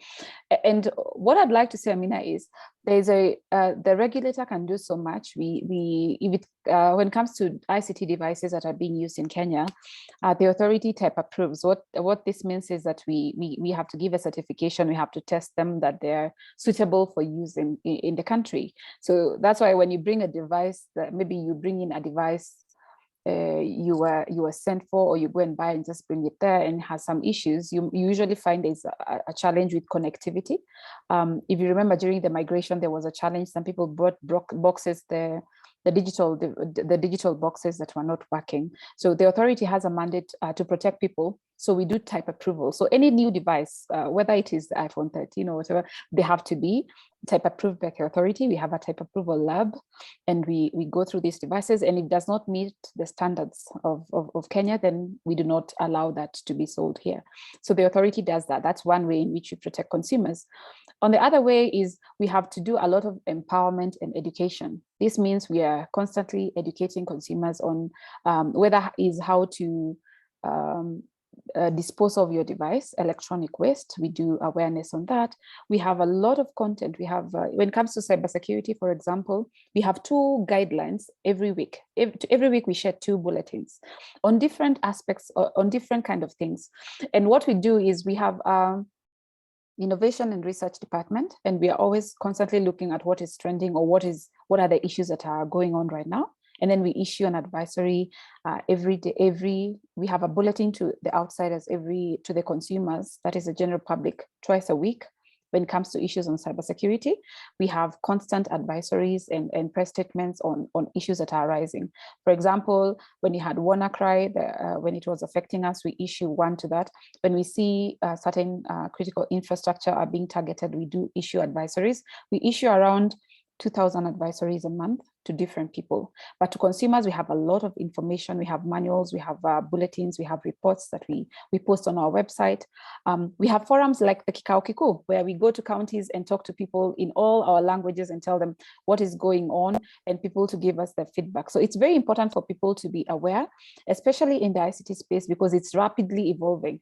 There's so many new things coming up every single day, and consumers are sometimes overwhelmed. So you take that soda to quench your thirst, and then you look at the ingredients. So yes, the authority is always conscious. We are looking out for you. We are doing a lot of research, a lot of monitoring, a lot of enforcement, but also we also do a lot of consumer engagement and education. And when we do that, when we educate the consumers, when we tell you what is going on, then you're able to be empowered to make those decisions. Whether it is even reporting something that you saw online, or whether it is reporting something that you had on the radio or on the TV, or you send a courier parcel and you suspect that this person is not licensed or something, that's a way of giving power back to the people. So consumer education, consumer awareness is our biggest investment, so that we can empower and protect the consumer. Thank you, Amina. All right, thank you very much, Jane. You've said a lot, and I can see that we have some people who have, excuse me, a number of comments. There's Patricia Mutai. I see you talking to Mulamwa, saying, I think what matters is what you feel. Yes, that's what Mulamwa had said about yourself. I think what matters is what you feel about yourself, and not what others think about you. And so long as you're happy and not hurting anyone, that is the way to go. You are the author of your happiness. Who else am I seeing? There's Eric Kavuma, who's saying, Mulamwa, Aziad, feels terrible that you had to go through all of that, but I'm glad that you overcame. Thank you so much. Continue sharing. There's a question here, Jane. What is the name of the app? We're going to have a Q&A session in 10 minutes, but I just saw that right now, and I wanted you to respond to that. What is the name of the app, KCIRT, KECIRT, KCIRT app. It's available on Google and on both Android and iOS. Thanks. Yeah. All right. Okay. So now in 10 minutes, we're going to have a Q&A session that's going to come up in exactly 9 minutes at 12:30. I can see that we also have a TikTok challenge that Aziad had done. Aziad, tell me about the TikTok challenge you did.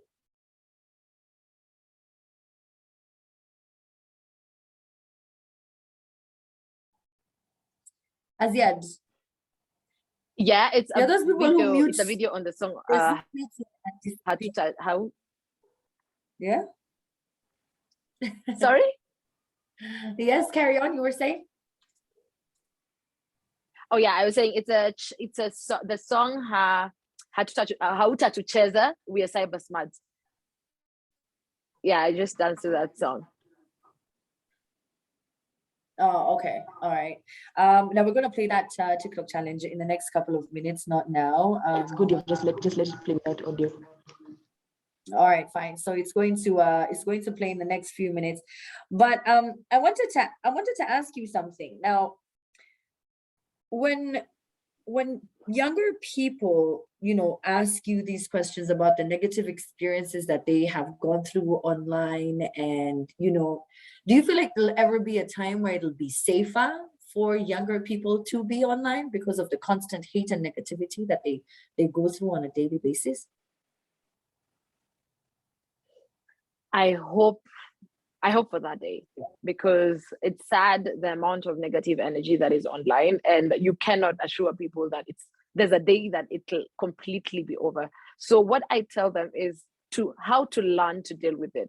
I tell them that as long as you're not hurting anyone, you're doing your content, you're not insulting Amina or Mlamua, then continue doing you, and also be open-minded and know that there will always be people who will hate. Even everyone hated on Jesus, and he was just him. So just know, whether you do good or bad, there will always be critics and people who will hate. But also, when this all bullying comes up, just find a safe space. Know the right people to surround yourself with, as we still wait and hope for that day where it's going to be completely safe. Yeah. Were you aware of the app that the Communications Authority has? Did you know that there were, safe spaces for you to go and seek some assistance? Did you know that you could sue people? Did you know that you could go and talk to someone like Lawrence? Were you aware of any of that? No, I was not, but I think I was aware of the suing bits. But I was not well. That was the only part. That was the only part I knew. But yeah, I did not know much information concerning that. Yeah. What about you, Mulamwa? Ulikuwa unajua kuna mali unaweza enda usaidike, upate usaidizi kidogo, labda download app. No. Hiyo app nimeiona hapo kwa comments saizi, but hapo mahali pa kusue, because some people have been sued before. So nilikuwa najua kuna kusue, but I didn't know the procedure. At least through this nimejua kidogo, nimejua kuna app, and it's a good thing now that kuna place actually tunaweza peleka watu na accounts zikaishia. So now you're going to be telling more people about it, so that they're also aware that this is what can happen if you're online and this is what you're going through. You can get some help. I had asked Aziad this question. I also want to ask you, Piawe Mulamwa. Do you feel responsible? Do you feel a sense of responsibility because you have, a huge audience that follows you on Instagram and on Facebook? Una feel responsible, leta kidogo. I mean, the younger people, they're watching you. Yeah. Once whatever you say is taken seriously, like ukisema I'm sick, then the whole country is like, hey, Mulamwa ni mgonjwa. Hey, Mulamwa hapumui vizuri. You see, now that tells you that you are no longer yourself. You are speaking to so many people who will actually take whatever you're saying very seriously. So once you have those millions of numbers on Facebook, on Twitter, on TikTok, it means whatever you say has the ability to change somebody's life, or to change something that's going on at the moment. So you have the full responsibility to actually try and use your power well, because it's no longer fame, it's now power, because some people will actually follow and do whatever you tell them to do. So you should be used as an embodiment of, of doing good to the society, because now you have that responsibility to inspire the young generation, to tell them that no matter what, you still have to stand up and come through for your people and yourself. So you have a very huge responsibility, because for me, long time ago when I was starting comedy, I just used to throw comments to people without caring, because I was a nobody. But with time now, people start picking up whatever you say, any small sentence, it's a very big deal, any small thing you do. So you really have full responsibility of whatever you type, and you really have a responsibility to the younger generation and those who look up to you. Full responsibility. Yeah. Yeah, that is very true. You do have, and it's so shocking too. Like when you start out and you're just, no one knows you. It's just you, your cousins, and your friends, and your brother. Like nobody knows who you are. All of a sudden, Yeah. you say something, Mulama, and it's a headline. It's so shocking because there was no Yeah, one yeah. who helped you with that transition. You just woke up one day and all of a sudden, like, if you're single, it's news. If you're It's dating, news. it's news. If you bought a new car, it's news. You're like, people buy cars all the time. Goodness, no one ever really prepares you for fame. And I think a lot of people who are in search of, fame online don't really understand what comes with it. There's so many consequences that follow, and you are never prepared. Mentally, you are never really prepared. Now, Lawrence, I wanted to ask you, are there, when we talk about young people who are involved in cybercrime, inappropriate online activities, what is the extent to which they are involved?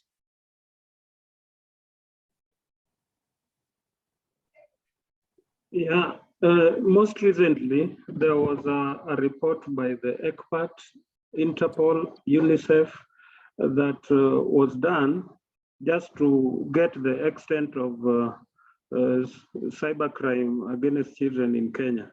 And it was published, it is open and can be Googled. It is called Disrupting Harm, Kenya report. It displays evidence of the extent of cybercrime in Kenya. And going by the reports that we get, we find that the cyber section was established in 2019. We started receiving reports that informed the creation of the cyber section in 2018. So going by the trends of reports that we received, you find that in 2018, August, we got less than 100 reports. In 2019, we got 3,000 plus reports. And in 2019, within that report, you will find that we got 4,000 and over reports. So it is also telling us that maybe people are not aware, like Mulamwa is saying, where to report or how to report. Because as time goes by, as initiatives to sensitize the public about the reporting channels, and people are becoming more aware of cybercrime cases and how they are punishable, and where to report, and which specific agencies are dealing with what aspects of cybercrime, there is increased number of reportings. And the DCI has got some channels of reporting, even though we also get some reports from the CAK and other organizations as referrals. We also have Fichua Kwa DCI, which is very anonymous line. If you call, you can, because you are aware, you can see and maybe suspect there is a cybercrime going on somewhere. You can choose to call Fichua Kwa DCI, which is very anonymous. It is 0800 722 203. So most of the reports that we get through this toll-free line is actually based on child abuse and family-related cases, whereby people choose not to report because either offender is a relative or is very well, or they are depending on the offender, so they fear losing the benefits they get. Another reason why they might also be reporting, and we encourage that person who can identify and recognize the offense and make a report, is that there's so much shame that is attached to this kind of cybercrime cases, cyberbullying. So how they respond towards it is also a factor. And they tend to either, if it is a parent that has noticed, they decide to pull the mobile phone or computer from the child, but not forgetting that it is not a solution, not knowing it is not a solution. So we advise that make sure you know and also share that there is reporting mechanism and there is a structure in place to deal with those kind of cases. So the extent is very huge, but we are getting minimal reports. And you can Google that disrupting harm report. You will find a lot of huge information in that report that can assist you and can assist others. Yeah. Lawrence, do you think the reports are not as many because people do not, are either not aware that they can report or because of the victimization? Which is which? Yes, there is an aspect of victimization. People feel that if they report, maybe the person who is abusing, for more so if it is a child who is depending on the person who is actually a stand to be the abuser, they tend to fear to report because they don't know what will happen after the report. But we are assuring the public that when we receive the reports, we are able to even rescue, we are able to register the witnesses on witness protection agencies. We have all the avenues to ensure that someone is safe and someone is protected and the offender is brought to book. So that is the fear is a factor in terms of reporting. And there is also lack of awareness in terms of reporting and referral mechanisms. All right. Okay. Now, Jane, how can young people leverage services that are offered at the authorities and at the National Kenya Computer Incidents Report Coordination Center? As you've heard, Mulamwa had no idea. And for Asia, she just survived because of, the loving and the concern that her very close friends had for her. But otherwise, it was a really depressing and difficult time for her. As you can imagine, you were just thrown into the limelight, and here you are trending on Twitter before you even understood what trending means. So how can they leverage? Okay. Number one, I'd like to sincerely apologize to Mulamwa and Aziad that and to the people of Kenya that we have not been able to let you know that you're not alone. One, you're not alone. We are here. You've heard Lawrence speak. You've heard us today, and this is the whole essence of this campaign, to let people know that you are not alone, that the Communications Authority has in place avenues that we're working with different stakeholders across the whole value chain to make sure that you're protected, that you not just survive, you're thriving online, that you're able to do your business, that you're not facing online fraud, cyberbullying, cyber trolling, and all these other things. So we'd really like to let you know that you are not alone. You can download our app. You'll be able to report. You can report anonymously. The app allows you to report anonymously if you do not want to have your details out there. You don't want to be told. You really don't want the spotlight on you. So you can be able to report anonymously. You can call us on our hotlines. You can email us. We will be listening. We are available to you. Now, what can young people do? In the space, cybersecurity is fast evolving, very fast evolving. What you thought was protecting you last week is not, because cyber criminals, their entire job description is to find ways of going through the protections that you have put in place. So this means that there is a lot of opportunities in research, a lot of opportunities in research when it comes to cybersecurity. How do we then collaborate with young people in research, in reporting, in trying to take down some of these things that we're seeing? We have an innovation and research department within the authority where we work closely with different stakeholders on research and on this kind of thing, so that we make the internet a safer space. What else can we do? We have programs such as the Cybersecurity Bootcamp. This is a program that targets university students in their last year of learning. And what we do, it's an 8-week program where students are taken through a real world exercise of what happens in cybersecurity. These are students who are doing information science or computer science and who have an interest in cybersecurity. So they go through a bootcamp that includes mentoring, that includes a real life experience, so that they are better able to handle cyber issues once they're out there. So this is targeted at people who want to make a profession out of cybersecurity. So these are some of the opportunities that are available. Yes. All right. Thank you very much, Jane. All right, so now I had mentioned that we have a video. We have a TikTok challenge that Aziad had done, and she posted it on her page.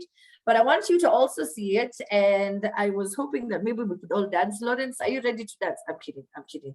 I'm joking, but Jane, you should dance. I feel like you have the dance. You look like you can dance. I can't at all, but here is the challenge. Let's, Jane. Where's Lawrence? Hey, Lawrence, when you were smiling, you're like, we're not doing a dance. No, this is not what they said. Mulama, you don't look like you can dance. Let me just tell you now as your friend, you know, sometimes we have to be honest with one another. So Aziad is the only dancer on this panel. Let's just agree and let's watch the video. When we get back, I'm going to be checking some of the questions. If you have any questions, please do send it to the Q&A tab that's at the bottom of your screen. I'll, however, also read some of the comments that we have been receiving from the beginning of the session. But right now, let's watch the video. Nabonga na watoi kujua mambo za online, pia na create time wafanye vitu offline. Tungeni gadgets na sites wana use, msiwache strangers wapate chance kuabuse. Nimeshindaje press kompe sija participate. Unadai info yangu na ikwe private, say identity yangu haupati utumi. Details zangu ni zangu na bado nitazishikilia. Una post story ati ni real news, mimi sikuamini mpaka nionyeshe size of this. Una text online to me tunanifeel, staki jokes kama nitakureport for real. Huwezi tucheza, Tuko so huwezi tucheza. Huwezi tucheza, Tuko so huwezi tucheza. Wonderful. All right, so are we all going to give it a try? Hey, Aziad, you can dance. My goodness, that cannot happen with me. I have 3 left feet, not 2. I have 3 of them. But that was so nice, and I love that the message, you know, is all about helping young children who are constantly online, unsupervised a lot of the times, because well, now everyone has devices. So I am loving the message.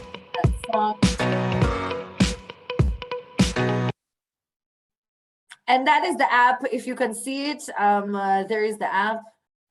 If you can see that, that's how it's spelled. It's KECIRT. That is the app. So let me read some of the comments that we have been receiving. There is, who is this? Let me see. So there's Bravinya Mongo. I see you. There is Marjoline Kirima, who says, let me see, my name is Marjoline Kirima, director at End Cyberbullying Association, and I'm so glad to be here. Looking forward to the session. Thank you very much. There's who is this? This is Molly Muthuku, who's also watching. This Anne Thiongo. I appreciate you being here with us. There is let me see, there's Damian Mwashigadi, who's also in and watching. This Baba McKenna. Baba McKenna, hello, how are you? You're saying good morning and thank you so much. Patricia Mutai again was just was feeling very bad hearing what it is that Mulamwa went through and what he experienced. There's Kenneth, there's who's this? There's Kamwana, there's Michael Musia, who's also talking about the app. Someone had asked about the app. There's who else am I seeing? There's Mukasa Alvin as well, saying when blocking anyone on Instagram, there's an option of blocking together with the email. This means that any account opened under the same email will automatically be blocked. I love that. That is very true. As someone who blocks for a living. I have also seen that, and that is wonderful for Instagram. There's Bravin who says, I doubt there is a Kenyan who has read terms and conditions of some of the apps that they use, even these lending apps. That's why they get harassed, and even their friends have no idea why they gave out their number or their contacts as they signed up. That is true. That is true. Especially the ones they can come and ask for that money on any platform. So you didn't read the terms and condition. There's a Shihu who says most of the people can't imagine reading that whole thing. You just say agree, agree. Yes, they're talking about the terms and conditions. Patricia Mutai, I see you as well. What are you saying? Really, if we do a survey, I'm sure it's very few people who read through, and the rest we just assume that if the government has agreed for it to be sold in our country, then automatically it is, what did you say? It is not a bad commodity. Daniel Onyango says we are interested in the end game, not procedures. However, we need to have a discussion going forward on sensitization so that we normalize reading the terms and conditions. Patricia says, though sometimes you may surround yourself thinking they are your support system, only for them to be supporting your haters using pseudo accounts. As the Swahili saying goes, kikulacho kingoni mwako. Yes, you have to be very, very careful. And that was going to Aziad, as she was saying, her friends were sharing some of these comments and they were sending these tweets. It is offensive. It is, it's offensive. So they should stop sharing that.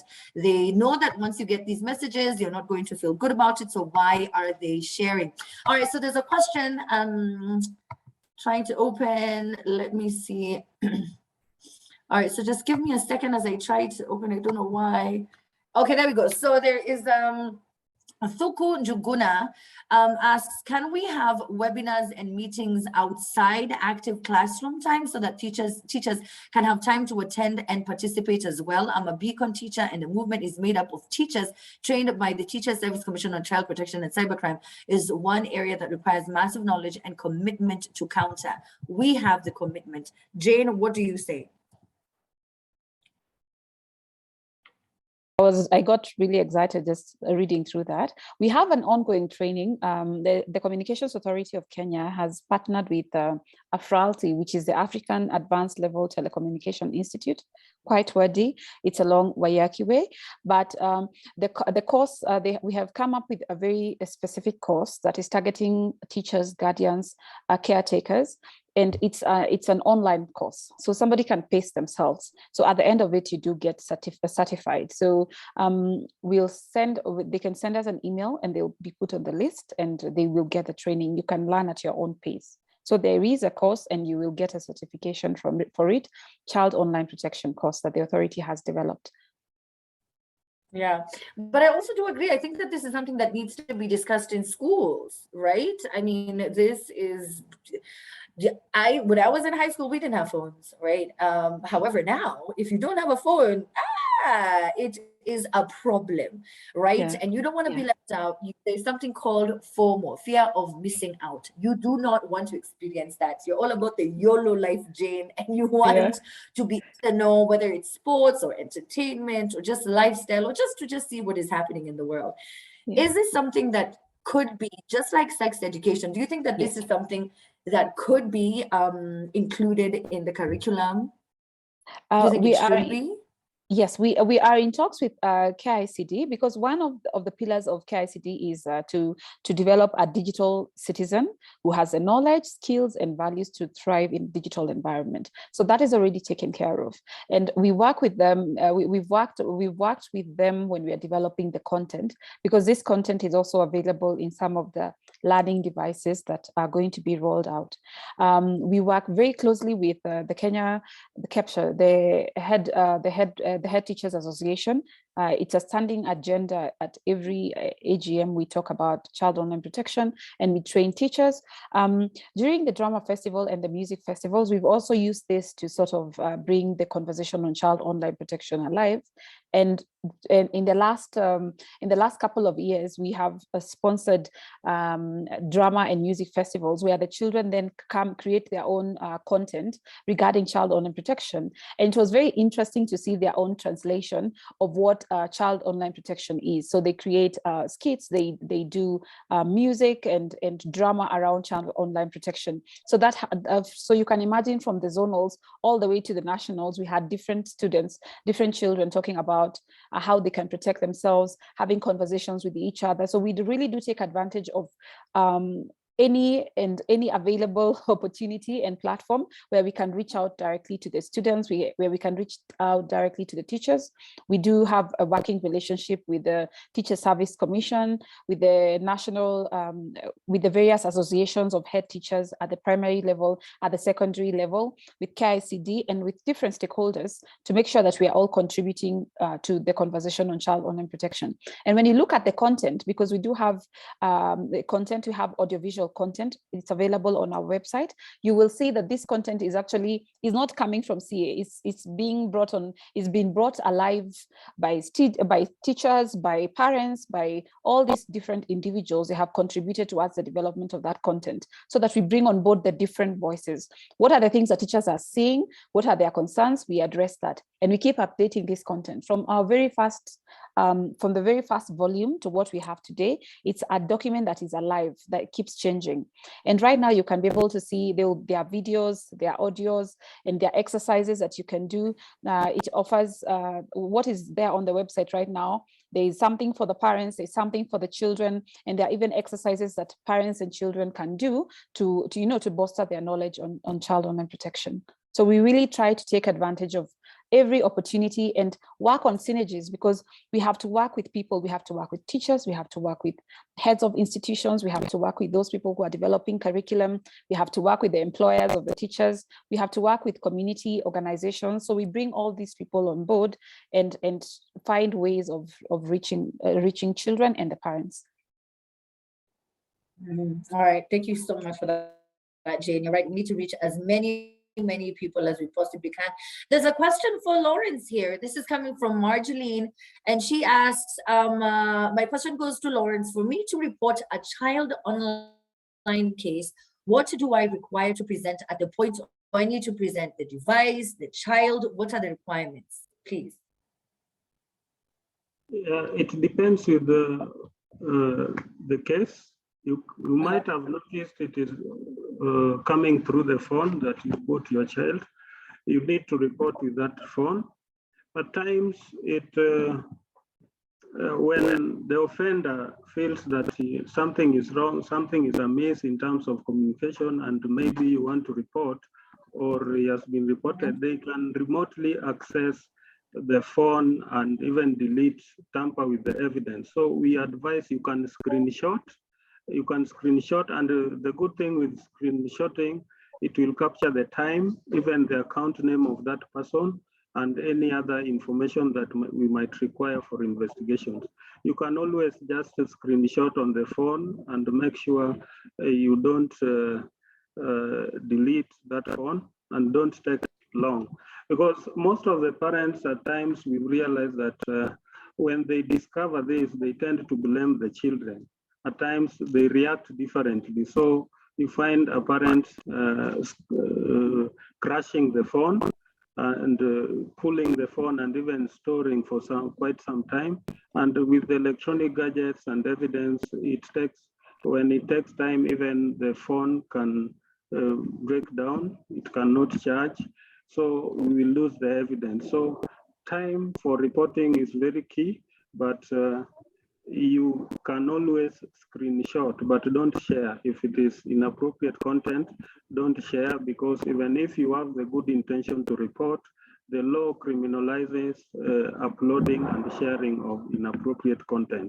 So having known the reporting channels, just try to ensure that you seek advice, or you can even walk to the nearest police station with the phone, and you will be assisted on how to handle the phone that contains the digital evidence. And we have a way of reporting. When you get maybe a post on a Facebook, you are on a Facebook and you come across someone who has posted inappropriate content that you feel you need to report, there is always, for example, every social media has got a way of reporting. And for example, on Facebook, if you go to the right corner of the post, you will see 3 dots. If you click on those 3 dots, you will get a way and a menu on whether to choose if it is cyberbullying, if it is child inappropriate content. You will follow the procedure and report. This report will go to the Facebook company. There is a way we connect with them and we will get the report. But now that you have had the app, you downloaded the app KSAT, instead of reporting to Facebook, you can always screenshot and share or even take the link and report to the KSAT app, reporting app. But keep the phone because the evidence of that case is held in that phone. Thank you very much, Lawrence. In short, what he's saying is Huwezi, Tucheza, Tuko, CyberSmart. Okay, so as long as you have all of those screenshots, you are going to be well, you're going to be okay. Now, I know that it's a bit scary because we are only, we're talking more about the negative and the dark side of social media and internet use. But Aziad, please do tell us briefly how, you being a content creator changed your life and how it's impacted the lives of those around you.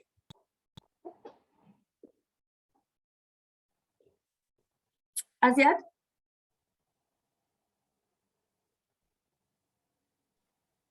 Jamani, Yeah. kapotea, oh, okay, there we are. No, Mimi. Yeah. Yes. I think also being on social media has opened a lot of doors, connecting with a lot of people, getting brand deals, which is bringing in lots of cash. And yeah, I think that is the good side of social media. And also aside from also getting just the nasty people, there are also amazing people online who will always be there to support your content. And yeah, also just connecting with people and what is the word I'm looking for? There's this word I'm looking for. Connections. Yeah, connections. No, I feel like there's a word I'm looking for that is not coming. Yeah, connecting with people and also just meeting with people who've impacted your life, or rather who give you an opinion that changes something or also impact on your career as you continue. Networks, exactly. Thank you, Francis Ndungu. That is the word I was looking for. Networking. He says, okay. Sorry. Yeah, right. Yes, that was the one. But I mean, as I know you have to leave and we're about to close the session, it's going to end in the next 7 minutes. What advice do you have for young people, or rather, what tips would you give them so as to protect themselves and stay safe online? Number one, let nobody give you stress or whatsoever, any pressure on your phone, on your device. You have all the right to block if you feel like anyone is being a threat to your peace, because your mental health and your peace should come first before every other thing or any other thing. So don't be apologetic. Do not feel sorry for blocking. That's number one. Number two, continue doing you, continue being you. As I always say this, as long as you're not hurting anyone, continue doing you. Number three, also just know that you will have to learn that not every single person will love what you do and not every single person will hate. Hata kama kuna wenye wana hate, there are people who love you. And hakutawahi kosa mtu mwenye anachukia. There will always be somebody. So always just prepare to see that someone. And when you see that someone, you block. Yeah. Because yeah, this is what I always tell myself. Even Jesus had haters. Yeah. So do you? And yeah, just surround yourself with positive vibes if you realize that it's taking a toll on you. Yeah, that is very true. I mean, when you start seeing like cute videos of like a cat or a cute dog video that has hate comments or like a child, you're wondering, okay, so it's not just me. So people just hate it in general. Okay, I got that correct, right? It's crazy. Sometimes you'd actually see something that does not even deserve hate, and you go to the comment section and you start questioning people. You're like, hold on, really? So yeah, a lot of people are going through a lot. It's unbelievable. Yeah, people are going through a lot, so they just want to release the stress with you and Mulamwa. They're like, this is an easier release. It's an easier release. Yeah. Mulamwa, before I let you go, what do you wish you knew before you joined social media? I wish I knew that not everybody will support your craft, and that this fame thing is it's a disease that you should have correct medication so that you can go and survive through it all. Otherwise, you lose everything. So yeah, I came to learn a lot, and right now I know how to handle each and every situation and to make the most out of it.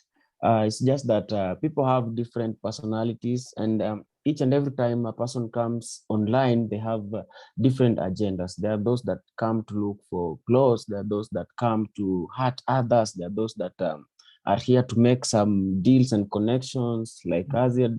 And everybody has a different purpose. The question is, what's yours on these social media platforms? Because they are the best tools if correctly used. Because everything I have for myself right now is because of social media and whatever I've been doing on social media. Not even my nursing career, not every other thing that I've done before, but my comedy and my influence online. So yeah, that's it. Everybody should have a purpose, and just know that not everybody will love whatever you do. Leo hata utoke pale nje upewa seta otao. Kuna wale tu watazua, ungetupea 15, huyu msee ameficha do ingine. Like hakuna siku vitu zitaflow hata ufanye nini. So just accept it and know that people have different personalities. Just focus on yourself and do you. Yeah. Yeah, all right. Well, you're so funny, but yes, you're absolutely right. Like, I'm going to put you 1800. Now I know I have to let Aziad go. Aziad, thank you so much for your contribution. I wish you all of the very best. You're doing well. You're doing incredible things. Don't let anyone ever make you feel like you're less than who you are and what you have provided to the world. You have a lot of young people who love and support you, and I want you to keep up that energy. You're nothing but a shining positive light. Don't let anyone dim that shine. Please don't let anyone dim that shine. So go and have a great day, and thank you for joining us. And thank you, Amina. That was amazing. I feel like I should have just recorded it, and then it's something to listen to every morning when you wake up. You're like, like, it's amazing. I'm glad to have been part of this. It's amazing. And yeah, let's end cyberbullying. Let's end cyberbullying.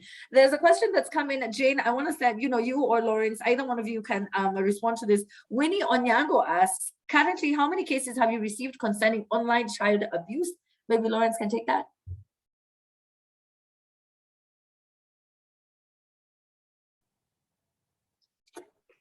Hello. Yes, thank you once again. Number of cases that we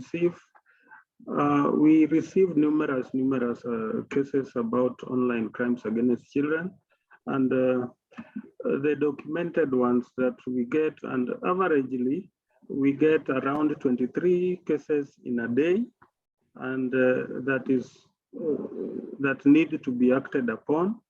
But we also get some other referrals from KSAT, from NECMEC. We have an organization that is in the US. It's attached to all electronic service providers in the US, and it is a law there. We usually pull several cases in a day, and averagely in a day we get 23 cases to handle. So far, we have around 14,000 cases that we have handled since we started handling online crimes against children and documenting. So there is a lot of huge cases and huge reports that is made outside there to different agencies, but the ones that are reaching us are the ones that we document. So we believe there are numerous cases and people are not fully reporting because of the factors that we raised before.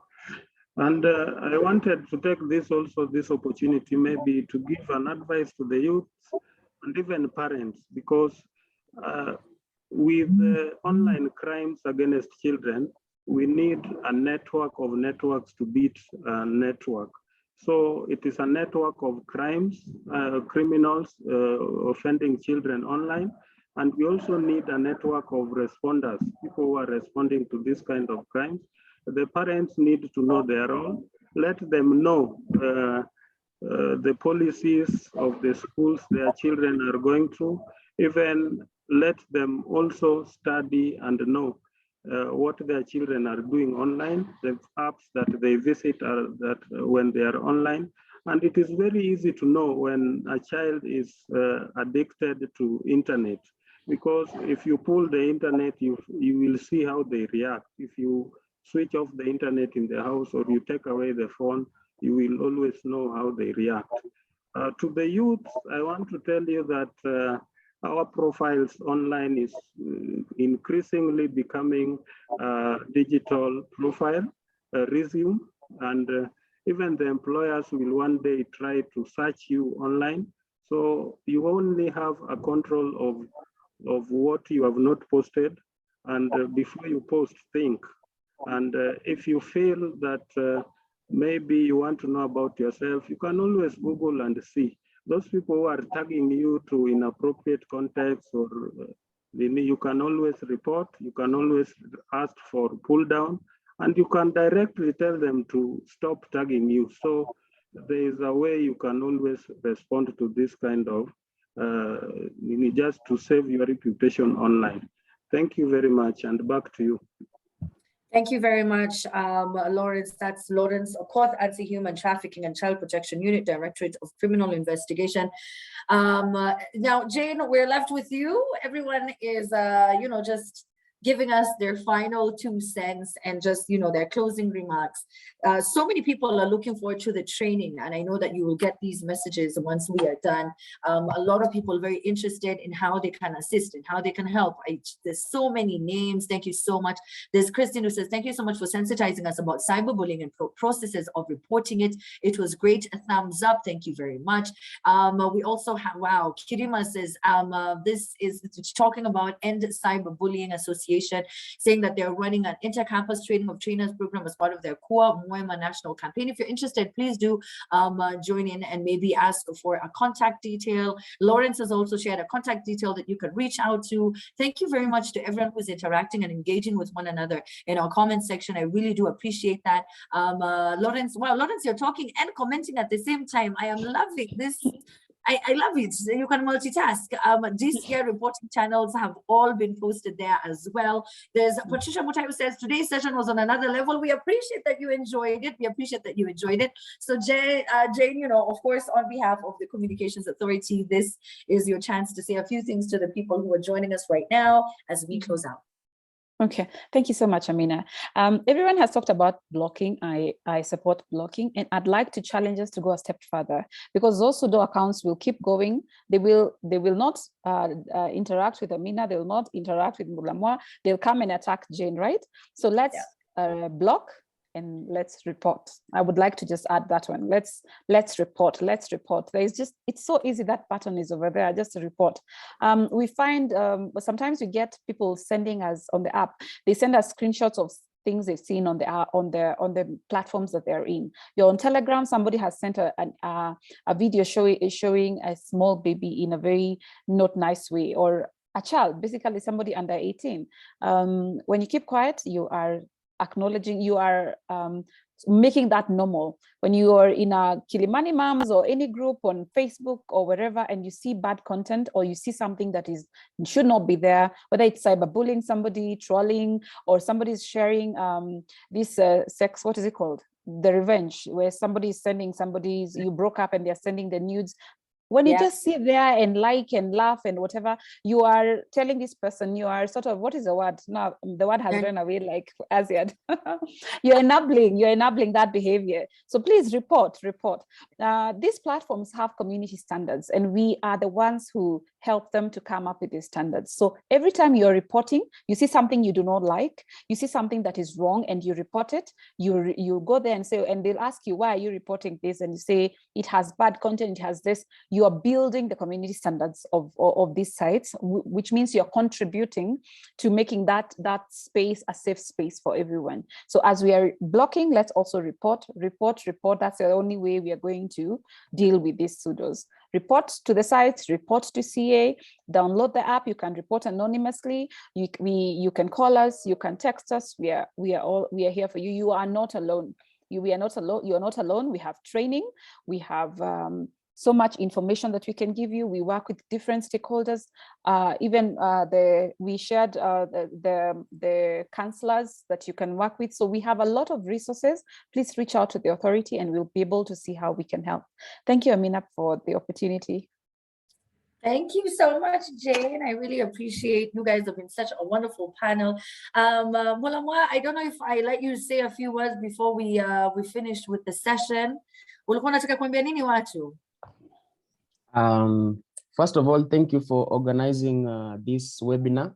It's really helpful to all of us, I know, and we have really gathered a lot of information. So ningependa tu kuambia wasee tuendelee kuenjoy the internet because it's not a bad place, it's a good place when we use it correctly, and we should actually report the people who are trying to make it a bad place, because it's not everybody, so it's just a bunch of people.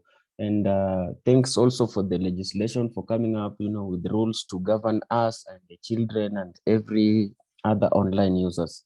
So thank you so much for giving me the opportunity to be part of this, and I'd be definitely ready to work on anything to make the internet a better place. So asanteni sana, and thank you, Amina. It has been a nice session. It has been a wonderful session. Thank you so much, Mulamwana. Before everyone logs off, I will ask Caroline Moriaki, Consumer and Public Affairs Communications Authority of Kenya, to say a few words and give a vote of thanks. Thank you very much, Amina. I'm actually quite exhilarated with the very active and high energy discussions about online safety and the lived experiences of young people. I would like to take this opportunity to really, really appreciate our panelists today and all the experiences they've shared with us. I would really like also to, I really loved actually the parts where Aziad and Mulamwa shared about their lives online and the experiences they actually had, and actually acknowledge the challenges that they had during that time. And from those discussions, we have actually seen or even heard from them about how they've been able to cope, how they've been able to manage those challenges, including cyberbullying, among other things. We have also got the tips. I hope we got the tips that they gave and they shared with us so that we can be able to use them on our social media platforms, the security settings, the moderation settings, among others. We also had during this webinar a lot of information about the role of the Communications Authority, as well as the DCI, Anti-Human Trafficking and Child Protection Unit, and their collaboration, and all the work that has gone into ensuring that there are safe mechanisms for reporting and how people can make reports. And I do hope that the young people can be able to leverage these opportunities. Jane and Lawrence are approachable people. You can't be able to call, you can't be able to send your reports. There's even an app that you can just send your case or complaint, and you don't have to actually call or be in anyone's office. So isn't that just brilliant for young people? We also noted in this webinar that that indeed young people can actually get into trouble, and there are things that can actually occur online, and some may be deliberate and others may be inadvertent, in that you may not actually know that you're actually committing an offense. So it's good to just be aware of what you're actually doing online. And if you're called upon to actually address the matter, then you would then take responsibility for it. Remember what you actually post, what you actually say, you are actually responsible for this. We have heard about the reporting tools. We have heard about the app. We've heard about Fichua Kwa DCI, which is just brilliant. We can make that a toll-free call. The app is there for downloads. It's a KSAT. All the contacts have been shared on the chat. How to complain. You can make a phone call. You can make a physical visit. You can use the app. As in, you can use the 3 dots on Facebook. As in, there's no reason for you to actually build the community standards by you participating and making the report. I really appreciated those aspects and that information that came out in this workshop. I really also want to appreciate you, Amina, for really facilitating this webinar. I feel just so high energy, with so much high energy, and I feel that we've been able to reach out to our younger population in this webinar. In terms of technology and its use in our daily lives, we can, as young people, leverage technology in so many ways. So why would we spend our time focusing on things that really don't build us, focusing on things that are negative? Why don't we leverage this technology to improve our lives, to improve our society, to give to the society, to learn from the society, and even monetize and earn from this technology? There's a lot of applications into our daily lives and how we can use technology for productive use in our daily lives. Last but not least, I would like to appreciate our Director General for supporting our initiative here today and supporting our child protection program and our consumer protection initiatives. Without him, we would not do much, and we'd really like to appreciate him. Last but not least, also, I would like to appreciate the participants of this session. Today has been quite high energy. The chats, the comments, the questions, we actually felt that you were part of this discussion, and we really, really appreciate you so much. We have collected and put together the comments. For those who've asked us to reach out to you, we shall be doing so as a communications authority, and we shall also be hoping to get some feedback through some poll session, and hopefully we shall continue this engagement. And when you see us on the ground, I hope you'll be able to support our initiatives and participate as you have done so today. And lastly, also appreciate our service providers and our PR agency for really facilitating this session. And thank you very much, Amina. Have a nice day.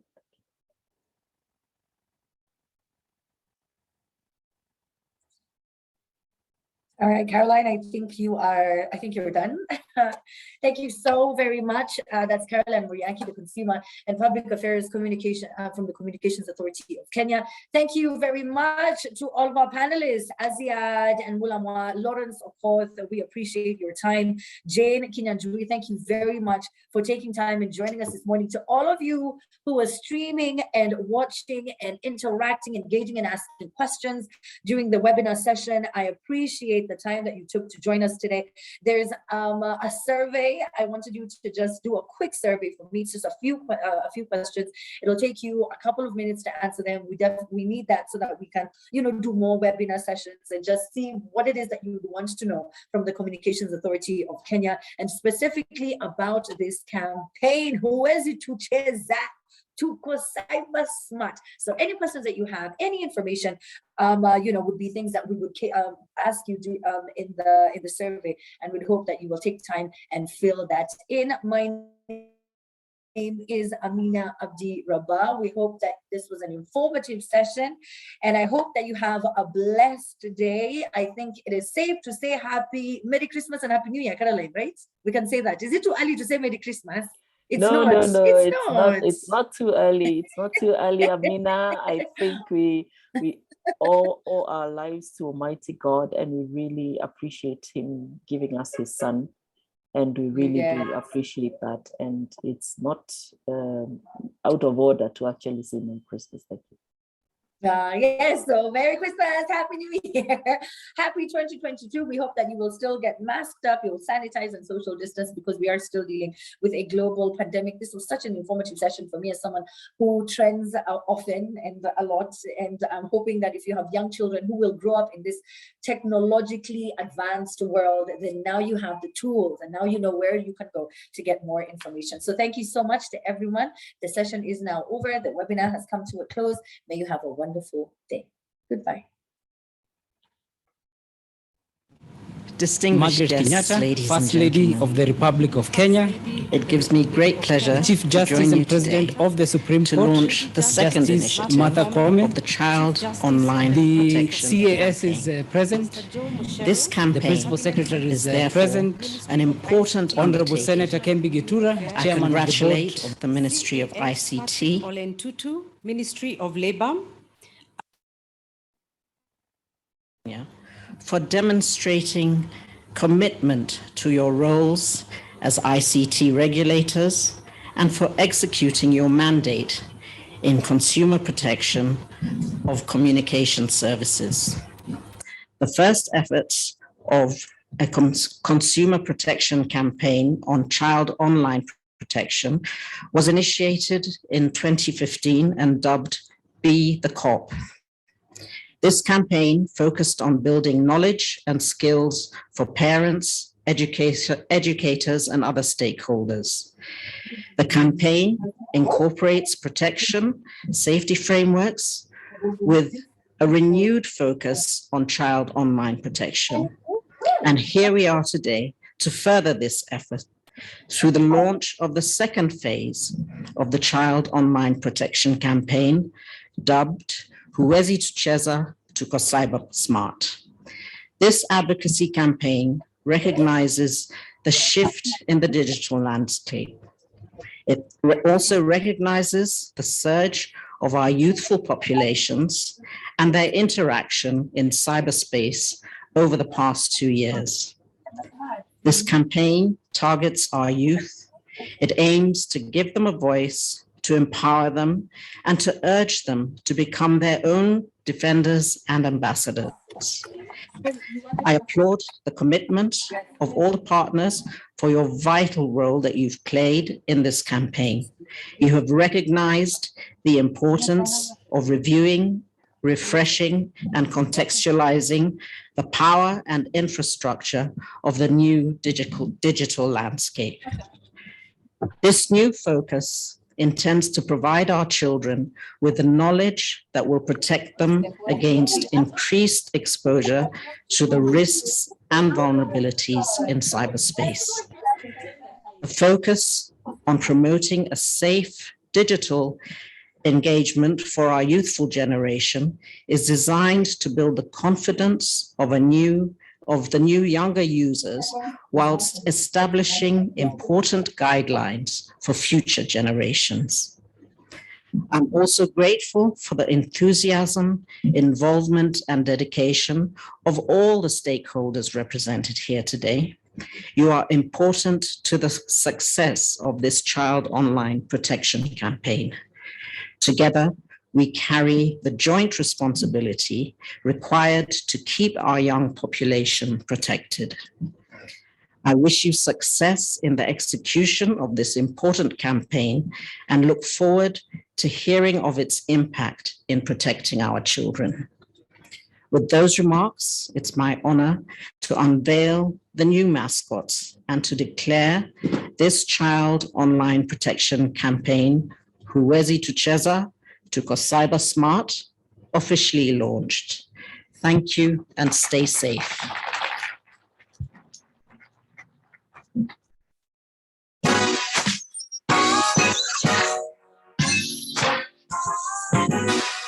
Nabonga na watoi kujua mambo za online, pia na create time wafanye vitu offline. Chungeni gadgets na sites wana use, msiwache strangers wapate chance kuabuse. Nimeshindaje pesa kompe sija participate. Unadai info yangu na ikwe private say. Identity yangu haupati utumi. Hizi zangu ni zangu na bado nitazishikilia. Una post story ati ni real news. Mimi sikuamini mpaka nionyeshe size of this. Una text online to me tunanifeel. Sitaki jokes mimi nitakureport for real.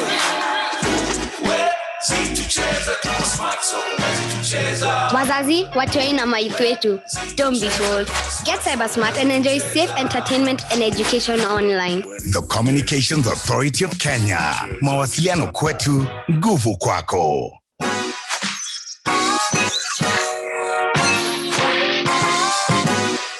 Nabonga na watoi kujua mambo za online, pia na create time wafanye vitu offline. Chungeni gadgets na sites wana use. Msiwache strangers wapate chance kuabuse. Nimeshindaje pesa kwa sija participate. Unadai info yangu na ikwe private say. Identity yangu haupati utumi. Kitu zangu ni zangu na bado nitazishikilia. Una post story ati ni real news. Mimi sikuamini mpaka nionyeshe size of this. Una text online to me tunanifeel. Staki jokes mimi nitakureport for real. Tucheza, CyberSmart, so Tucheza. Wazazi, watoi na maithu wetu. Don't be fooled. Get CyberSmart and enjoy safe entertainment and education online. The Communications Authority of Kenya. Mawasiliano kwetu, nguvu kwako.